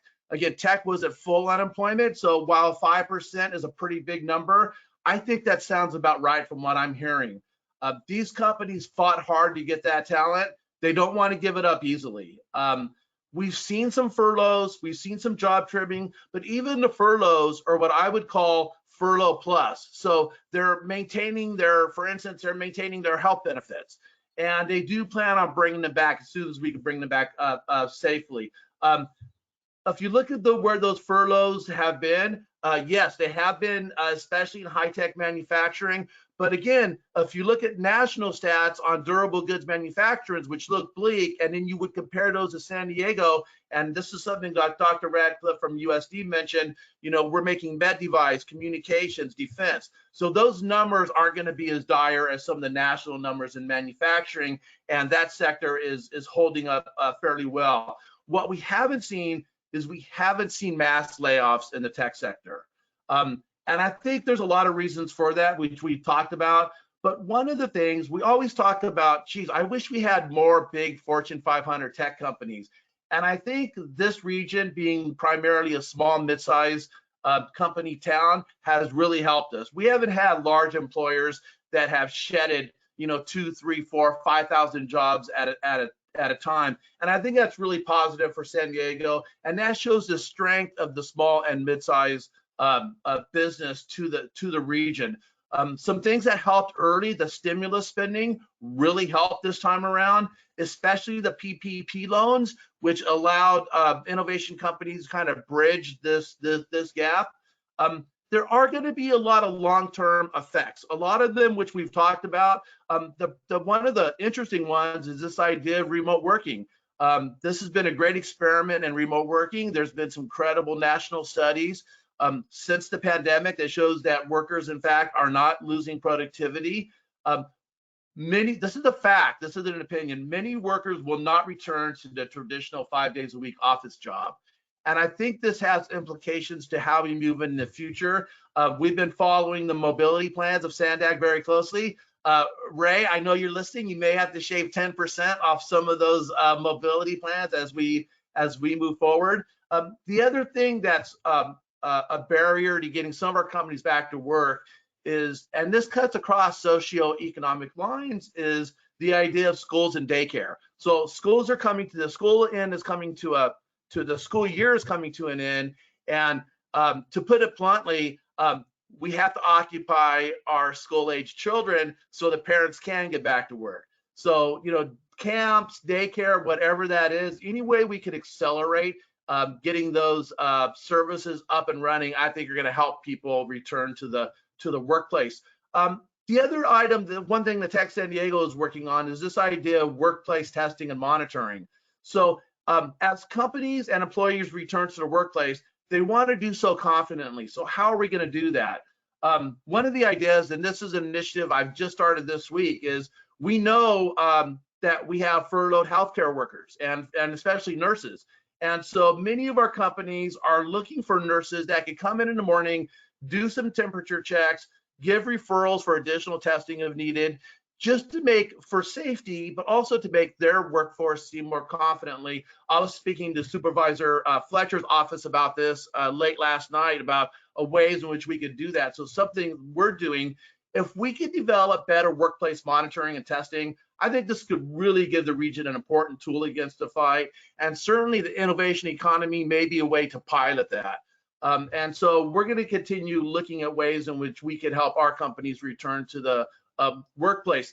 The other important thing that no one's talked about is, the universities are a great economic development tool for the region, both in terms of direct jobs, but also in the talent that they bring to the region. That talent now is working remotely. Fortunately, Tech San Diego, we've had a full-time executive that has kept in touch with these students remotely, and we do events for them every day. But we can't forget about the students who used to come here. They come here, they love San Diego, they utilize our infrastructure, they drive along our roads, and in the past, we've simply let them leave. Now, in the past couple of years, my organization and others have made a concerted effort to try to get them to stay in San Diego. We think this is a great career destination. Right now, we don't have that. So the need to stay in touch with students during this period, it doesn't sound like a priority, but if you look at the long-term sustainability of the innovation sector, it's something that could hit us 18 months from now, 36 months from now. That's something to keep an eye on. Certainly my organization is in the lead with that. So once again, I think if you look at the innovation economy as a whole, yes, we've been very resilient. It's dependent upon what's happening, the trajectory globally. These are interconnected markets. So, it's May 15th. I can talk about where it is now. What we don't know is where it's going to be a month from now, 2 months from now, 3 months from now. There is signals that some overseas markets are opening up. That's a good sign. So again, I think if you look at the San Diego region and you look at where's the most resilient sectors, I think tech has done a good job, and that's due to a lot of the good work that Sandag and others have done to make sure that tech companies are doing well in the region. And so with that, I'm going to go ahead and cut it off. And I know there'll be Q&A in the end. I welcome those question and answers. Thank you very much, Kevin. Our next presenter will be Dimitrios Alexio, the President and CEO of the Hospital Association of San Diego and Imperial County. Thank you for having us here today. Appreciate the opportunity to join you again as we are back with you from January, and obviously things are quite different today. but happy to provide the hospital healthcare perspective. Next slide, please. So this was a snapshot that was shared with this board back in January. What I can say is, as we sit here today, the number of hospitals and total licensed beds won't change. What will be impacted is the economic output, as hospitals have had to make a number of changes, which will impact that. What we're seeing is, even with some conservative estimates in terms of the overall California hospital perspective, is short-term losses are pegged at more than $10 billion. And there's a number of reasons for this. When the governor reached out and asked hospitals, as well as locally with our public health officer, to empty out our facilities to have the capacity we need in preparation for a surge, hospitals stepped up and did that. And what we're seeing now is some of the impacts from that, in that we see some of our facilities operating at about 40 to 50% of capacity. So, overall numbers, we see operating margins are down, emergency departments are down 50%, as well as operating rooms. And meanwhile, expenses and ongoing expenditures continue to rise, especially in purchasing of supplies, PPEs, and other things necessary as we're dealing with this pandemic. Next slide, please. So this was also a slide, again, prior to COVID-19, but it gives you some perspective in where healthcare has been historically. Approximately 70,000 jobs, over $4 billion in salaries, wages, and benefits. Since the orders came down in mid-March from the state and county, as I mentioned previously, about creating that inpatient hospital capacity to be prepared and not be overwhelmed, as we've seen happen in other parts of the world. Hospitals and their clinics have had to make changes. And due to decreased volumes, we've seen plans put in place with flexing and furloughs. We've even seen those go beyond just the clinical staff, but even to support and business staff, since hospitals are sustaining some very significant losses due to COVID-19 costs, as well as their directive to limit care to only those emergencies and essential procedures. I believe that we will see non-emergent and elective procedures and surgeries successfully open up, but the key is it will be slowly. We're hoping in the process of that the unemployment and current furloughs, et cetera, will lessen. I think in the more immediate term, those volumes will continue to go up, as I've said, but it will be slowly due to supply chain concerns about the stability of that, as well as our efforts to contain viruses and the downstream impact of infections. Obviously, those are good that those have been lower, as well as injury. With folks staying at home, we're seeing less of the traumas, less the injuries that you would see. But in general, it does look like it'll be a slow return to baseline, hopefully over the next 9 months or so. But that will maintain, or that will propose some challenges to maintaining a full workforce during that time. So most likely we're going to continue to look at some difficult budget numbers and decisions in the next few months. I would also say that, historically we see healthcare as one of those sectors that has had a lot of growth in terms of total number of jobs. And in the short term, I would say we won't see an increase in employees as we have seen in recent times. But what we could see is a shift to new jobs, IT being one of those, to support telemedicine and teleworking, as well as screeners that are needed. And I've heard one example and saw another example, just to give you some context, that in case of one system, they had over 70,000 video and telephonic visits over the last few months. Another system has seen an increase of over 2,500 or 2,400 visits per day. So we are seeing a lot of growth in the tele world, but that also will change how healthcare is provided. Next slide, please.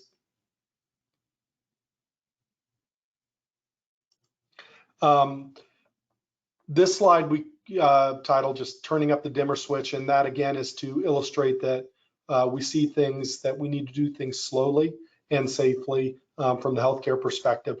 Again, I'll mention just some of the challenges we're seeing in the short term is PPEs, especially, and this came up even through the recovery task force, that as everyone is challenged with PPEs, not just hospitals and health systems, and we're seeing some light at the end of the tunnel that supplies are going to start to catch up, but we're just not fully confident we're there yet. Testing supplies is another area where there's a lot of room to catch up. We have seen, even through the county's daily press conferences, that we are increasing the number of tests per day, and those are positive trends, but we are still limited due to testing supplies in terms of how far we can go. And then childcare. That's been an area that we have advocated for, looking at CARES Act dollars to further create some vouchers for essential workers, and we're thankful for the actions the County Board of Supervisors took, as well as what we've heard from the mayor and the city of San Diego, because we all do know that with schools not opening until the fall, as it currently appears, that creates a significant challenge for our workforce, with thousands of hospital employees who are without access to affordable childcare. In terms of the priorities for health systems, is as we're able to get more stable PPEs, it will be some catch up in terms of deferred care. There's a lot of people who put off procedures since we weren't doing those sorts of things. And so there is room to catch up there, as well as starting to do some of the urgent elective procedures, which also would have been put off. But the caveat, though, is doing so while maintaining capacity in case of future surges. Even with the governor's plan, there are metrics in there about maintaining 35% capacity. So that'll be an area that needs to continue to be balanced. And then in terms of the concerns is just the increasing number of COVID cases that we will see as the economy reopens. And, you know, just one of the things I've heard loudly from our hospitals is just, you know, continuing to maintain social distancing and masking, because with a rapid reopen, we could see a material increase in cases and deaths, which could have unintended consequences of moving backwards. So that is an area we continue to look at. One of the other areas that has also popped recently is, and it goes hand in hand with unemployment, is just insurance coverage for many patients has shifted over the last few months. And with unemployment numbers continuing to grow, the number of uninsured and patients, as well as patients with Medi-Cal coverage, has also increased. And the number I've seen recently is Medi-Cal enrollment here in San Diego County has grown by at least 21,000 since March. So we're seeing a significant growth in the Medi-Cal population, which is a shift from most likely where they were with commercial insurance. And then the other concern, which we've heard about, is just preparing for potentially a second wave in the fall, and that would be concurrent with flu season as that pops up in the fall as well, which could further stress the healthcare system. Next slide, please. And, you know, I've mentioned testing, and that's been an area that the strategy is continuing to evolve. We've worked closely with the county to continue to work on the need and capacity. And currently, the most common and reliable testing source is PCR, which is important to note that that is solely a point in time. So as we open up, it's important to note that a negative test today is merely a negative test today, and there needs to be a strategy over what that means in the long term. And obviously, as we continue to expand serology or antibody testing, we'll get a better grasp on those who have had COVID-19 previously that may not have been aware. So hospitals and health systems currently are focused on testing their pre-op patients, those who are medically appropriate as they come in through ambulatory and emergency departments, as well as their employees. And just to give you some context, and these numbers are rapidly evolving, on average, hospitals are conducting about 2,500 tests per day, and we're seeing about 2,900 to 3,000. And I know yesterday we got close to 4,000, so we're continuously pushing that up. And we're also fortunate that the state of California has opened up 3 testing sites here in San Diego County, with the expectation that we'll get an additional 3 sites. So testing is going to definitely start to move up and become more prevalent, but then it's only important that we continue to get the tracers and move on so we can identify clusters as we open up to rapidly deploy folks and contain the spread moving forward. Next slide, please.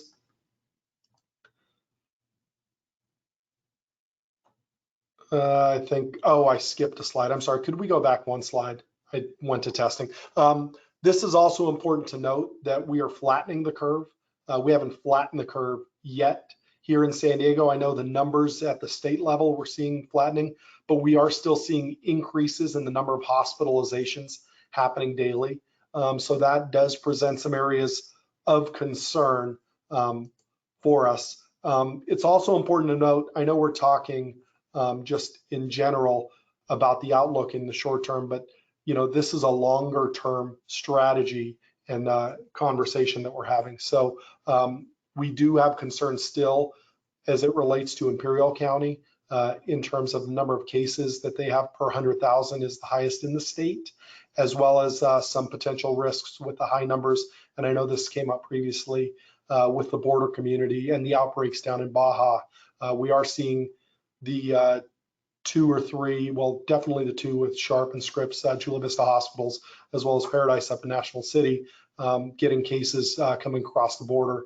And in this case, we are talking about those who are U.S. citizens or expats, et cetera, who are coming back to the U.S. to get care. So we are seeing an increase in those cases as well down in South County.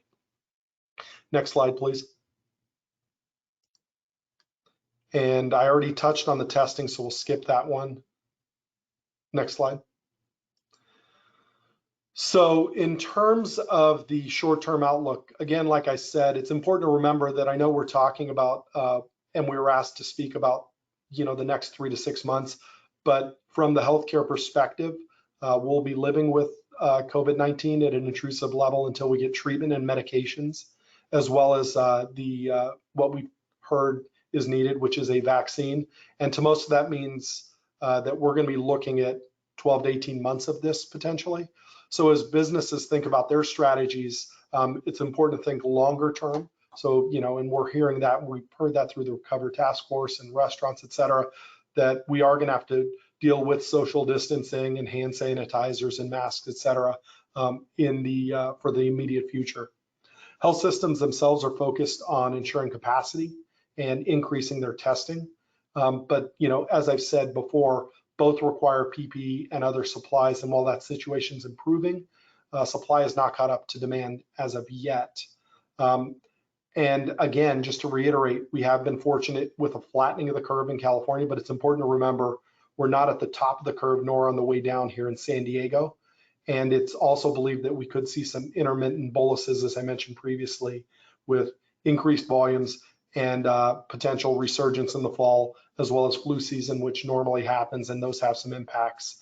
And, again, the continued pursuit of a vaccine is critical. And then lastly, I would just add that, while we are concerned about the lack of folks seeking primary care, because these delayed presentations of illness will have an impact, potentially beyond whatever it is their health condition they're managing. It's also important to note that, we are hearing vaccine rates down close to 50% or so, could be somewhere in those ballparks. I know these are always estimations, but as people aren't getting vaccinated as regularly with our kids, et cetera, that could have some other spillover effects that we could see other diseases start to pop up that we've had under control previously. So there's definitely a lot to expect as we move forward. And, widespread testing will be key to understanding what those next steps. And then I would be remiss if I didn't reiterate that those economic pressures on hospitals will continue in the short term as we continue to deal with the crisis and the ramping back up of our businesses, our communities, and our hospitals. That's all I have, and happy to take questions at the end of the other presentations. Thank you, Dimitrios. Our next presenter will be Barbara White, the Chief Financial Officer from Taylor Guitars. All right, thank you very much for having me here today. I appreciate this opportunity to share the perspective of a manufacturer here in San Diego. Before I start, I'd very much like to thank all of our local representatives and the organizations that have helped us through these past 2 months, which have been very trying.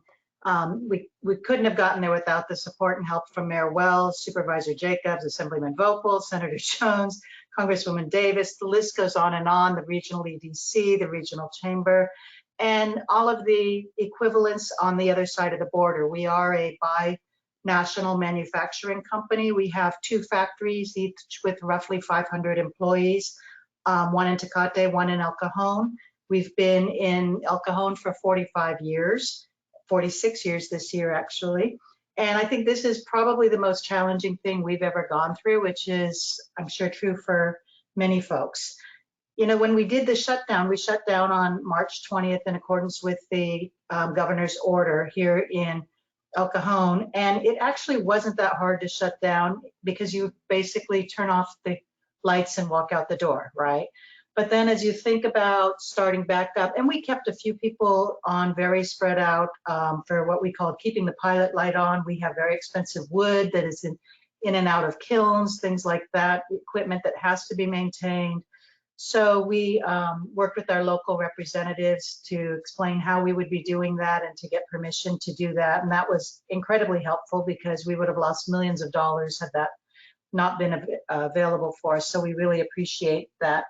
And now we're starting back up on Monday, both factories at the same time. So we have a lot of logistic challenges when you think about bringing back, we're only bringing back the manufacturing and the true support facilities. Everybody that can work from home is still working from home. But even bringing back 400 to 500 manufacturing employees at each location is a significant challenge. We've been working through all of the logistics on it, our safe reopening plan. We're implementing the same safe reopening plan in both factories because there's not a lot of guidance from the Mexican government for what to do. So we're using the local guidance here on what to do. We did not wind up laying off any employees. We used a combination of California work share with us paying the benefits. And that's been a really, really amazing program. We're very thankful to have it. We hope we won't have to use it again during the pandemic, but it's possible we will have to. We don't know.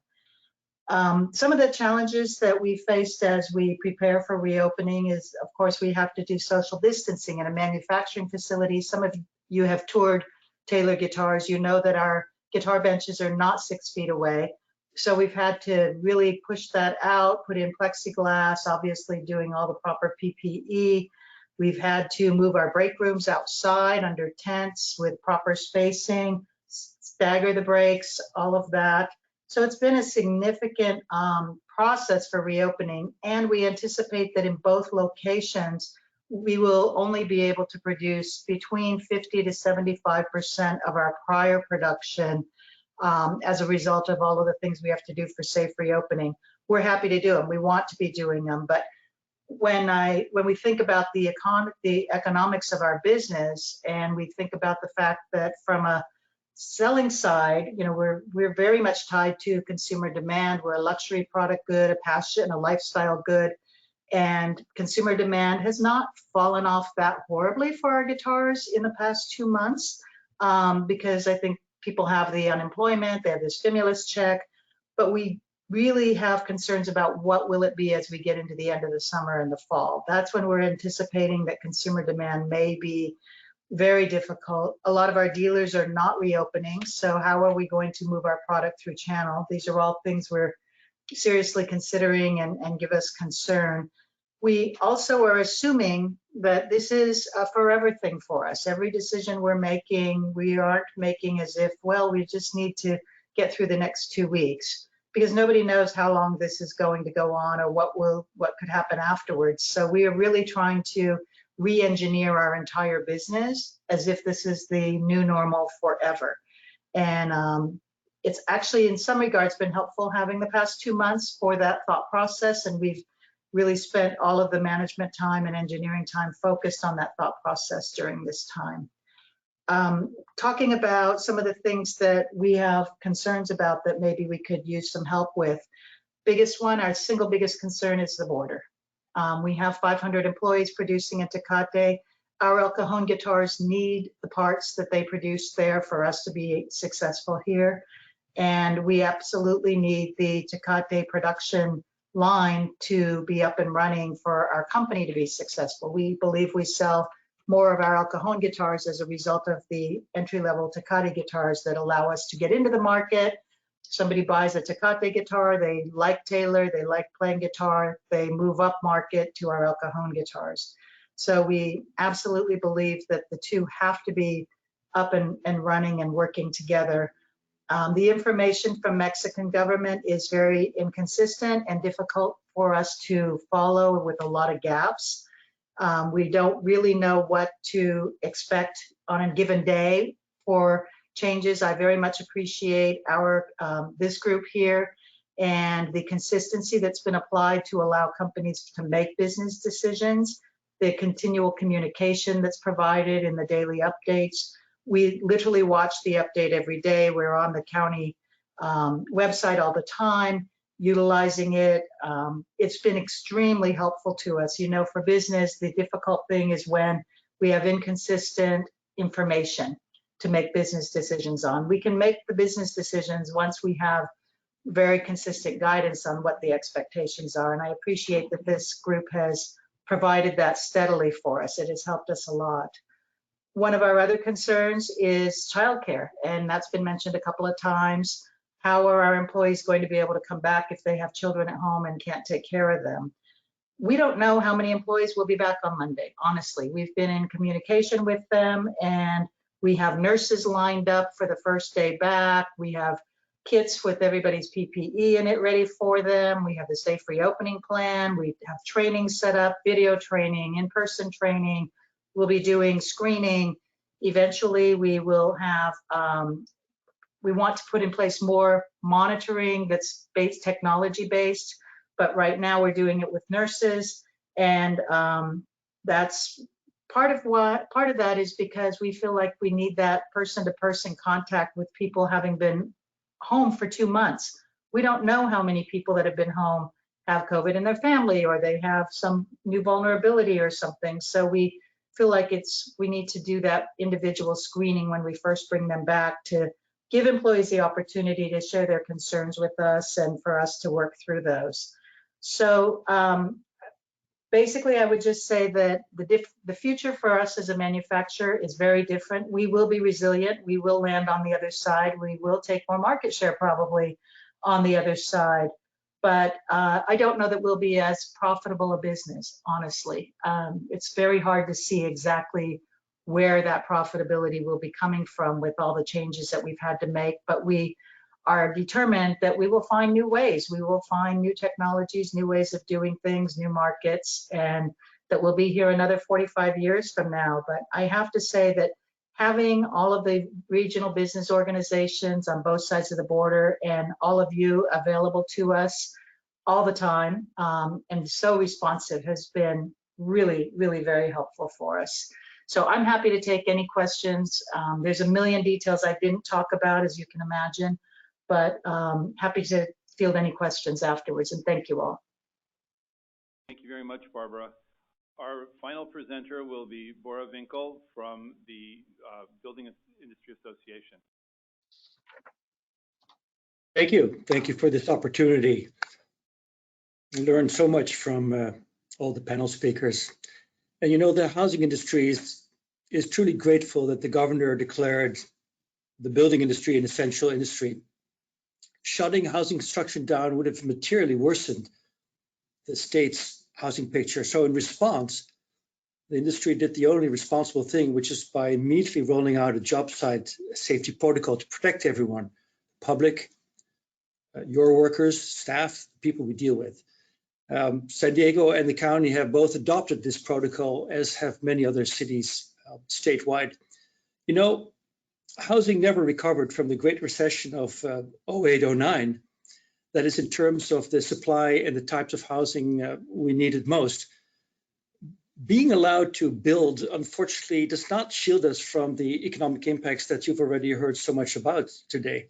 Building permit levels for the first quarter are in the same dismal range as recent prior years, and that is without accounting for the virus impacts, which hit us really brutally mid-March. During the first quarter, the industry pulled about 2,300 permits for single and multifamily units, about double compared to last year. But I want you to know that last year was a really crappy year at just 7,500 building permits. And even at that, the issuance of building permits does not necessarily equate to actual building activity. So clearly the ripple effect of the economic shutdown and the drawn out phased reopening action is showing up in delays and cancellations of escrows and deferred rent payments. In fact, at the beginning of April, when the virus dominated everything, 45% of escrows were canceled. New home communities were poised to average sales rate, hang on to your hat, of about 1 unit per month. In all of San Diego, builders reported 22 net sales. That's the difference between cancellations and escrow closings. That's what happened in the week of April the 5th. Now, of course, marginal improvements have since been recorded. Additional tenant eviction restrictions and the clamor for rent-free living are putting entire apartment projects that are permit ready on hold. And these decisions are simply rooted in uncertainty. The pullback decision is not so much made by the builders, but by their lenders. And in some cases, projects that are nearing completion just cannot get electrified because the public utility doesn't want bad public relations from interrupting service to a record stay-at-home public. You know, it's unfortunate, but we get it.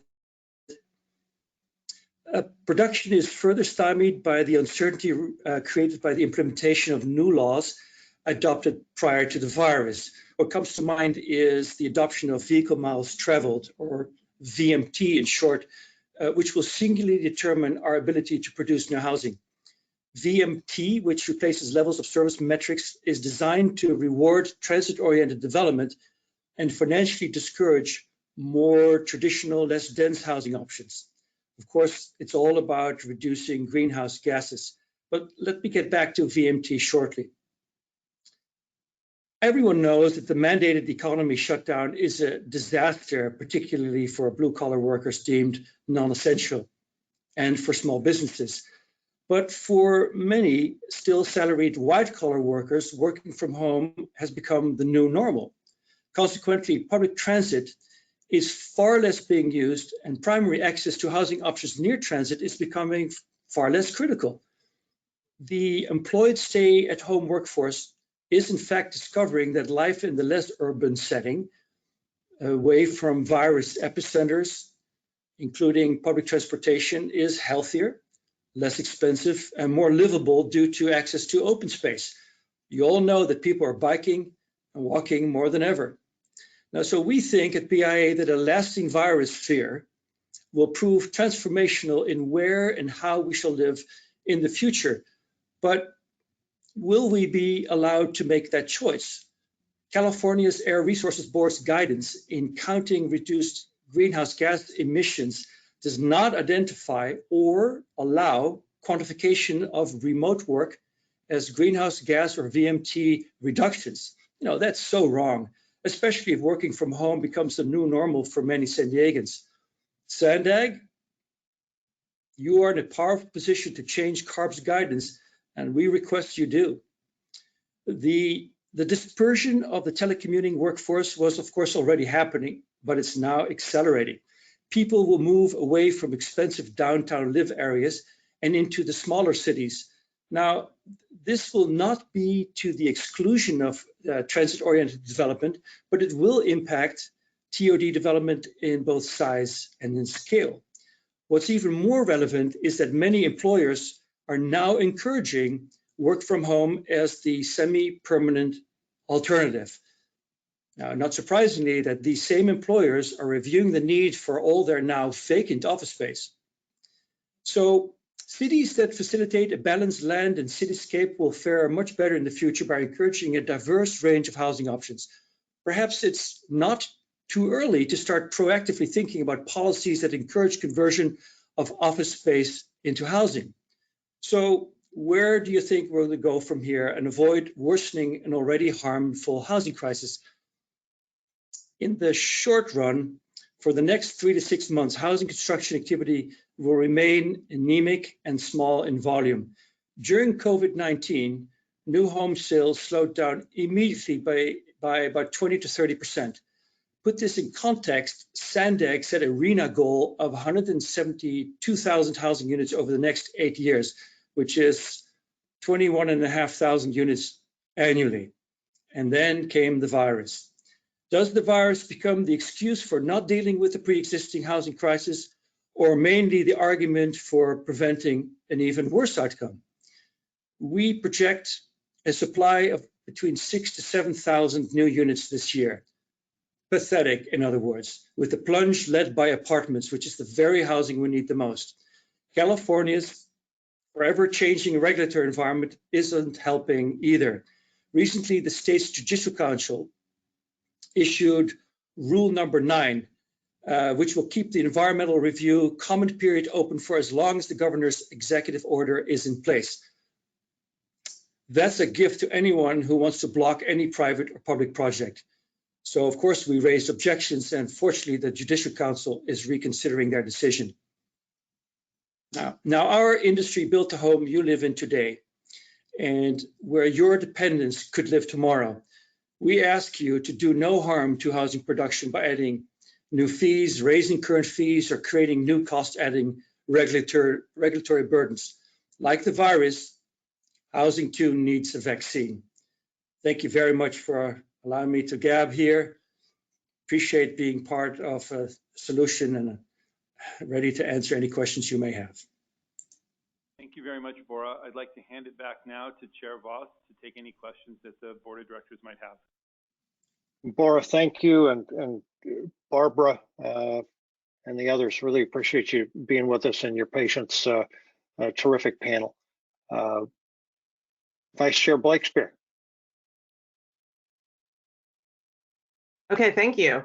Those were some really interesting panel discussions and perspectives offered. There were so many different things that I could comment on, but I wanted to just raise the issue that was mentioned in from several panelists of the child care issue. I think it's really important for the reopening of public schools to be top of mind for thought leaders across all industries. Businesses are figuring out how to reopen safely, and public schools, especially elementary schools, need to figure out how to reopen safely using those same protocols. Because at the end of the day, the economy cannot reopen if schools are closed. And that's particularly true, I think, if schools are planning to stay closed half the week or half of every day. That to me seems like it's completely unworkable.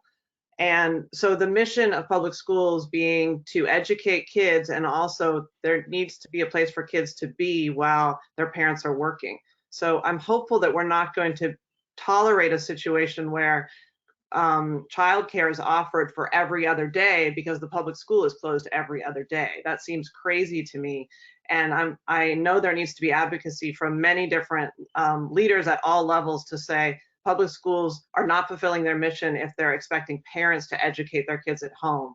And we're all paying for this collectively with our property taxes, and it is a tremendous part of the state budget. So I really just want to emphasize that I think it's important that we are all talking about that. Thank you.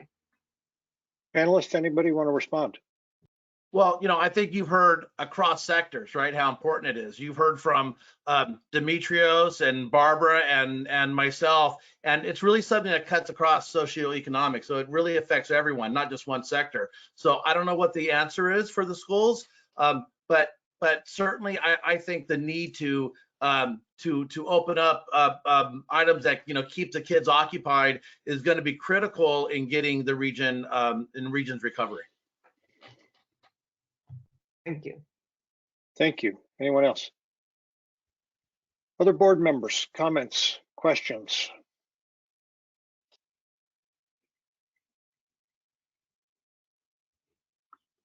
Going once, going twice. Barbara, Jack Feller. Thank you. Demetrios, you spoke of a population in Palomar Hospital of 4,200, I think, of employees. But then under full and part-time, there was no actual number. And it's up here where we are. We've heard that you are, or in that hospital, they had laid off several hundred employees. So do you have a reason for not having filled that blank in there?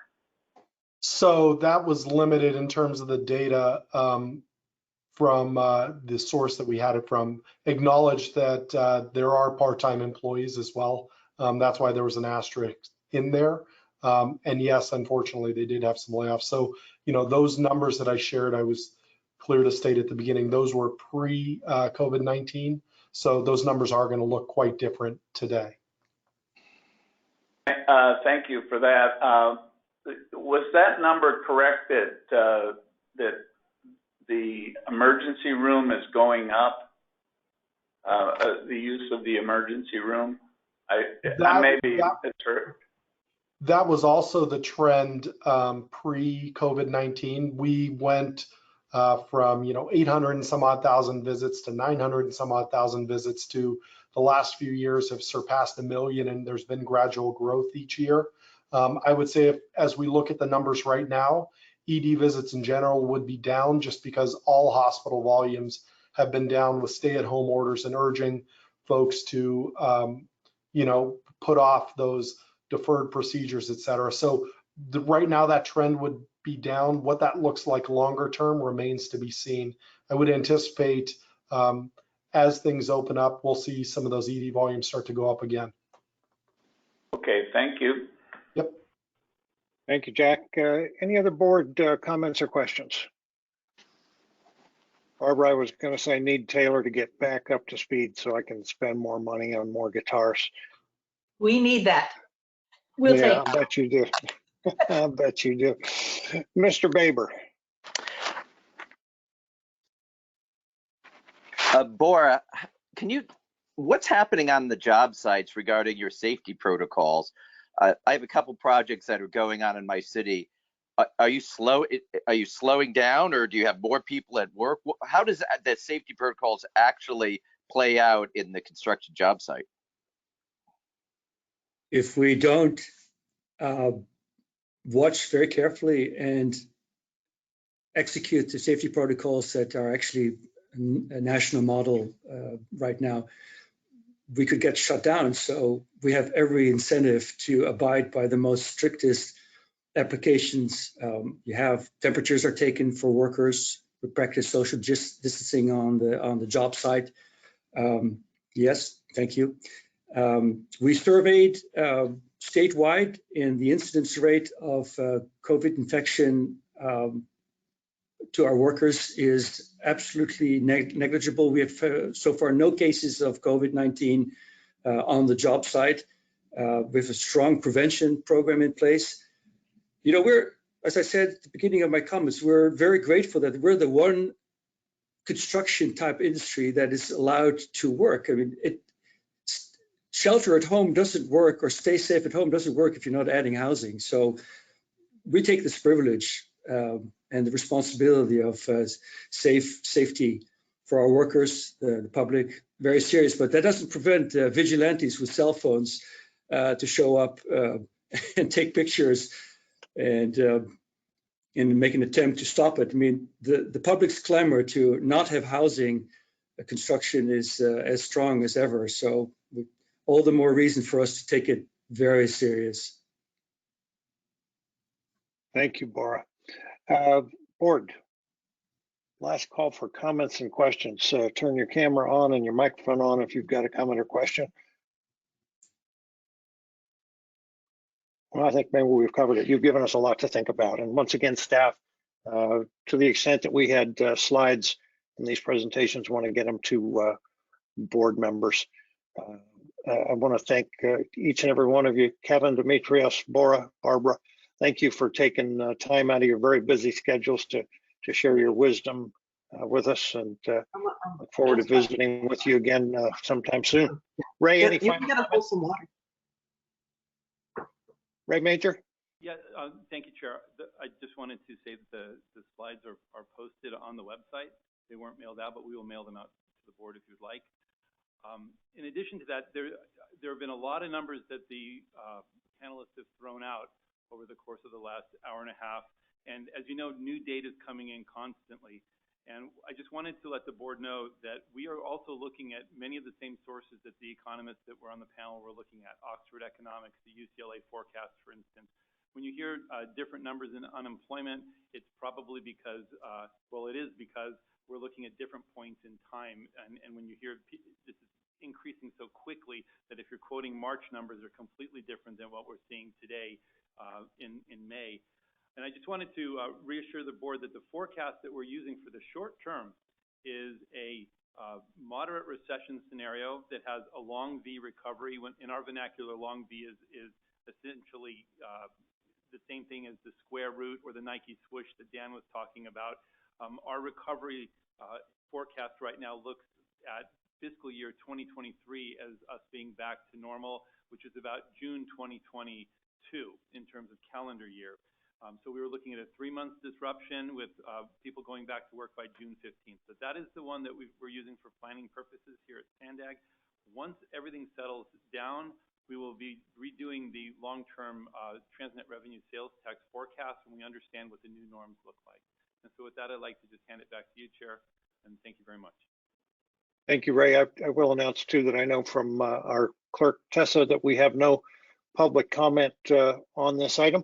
With that, I want to thank all of you for the collaborative dialogue today, and thank again our panelists for being here. We wanted to get you out of this meeting in time to look up at noon when the Blue Angels and the Air Force Thunderbirds are going to be doing a flyover of San Diego County. That happens from noon until 12:25. So look up. With that, we'll stand adjourned.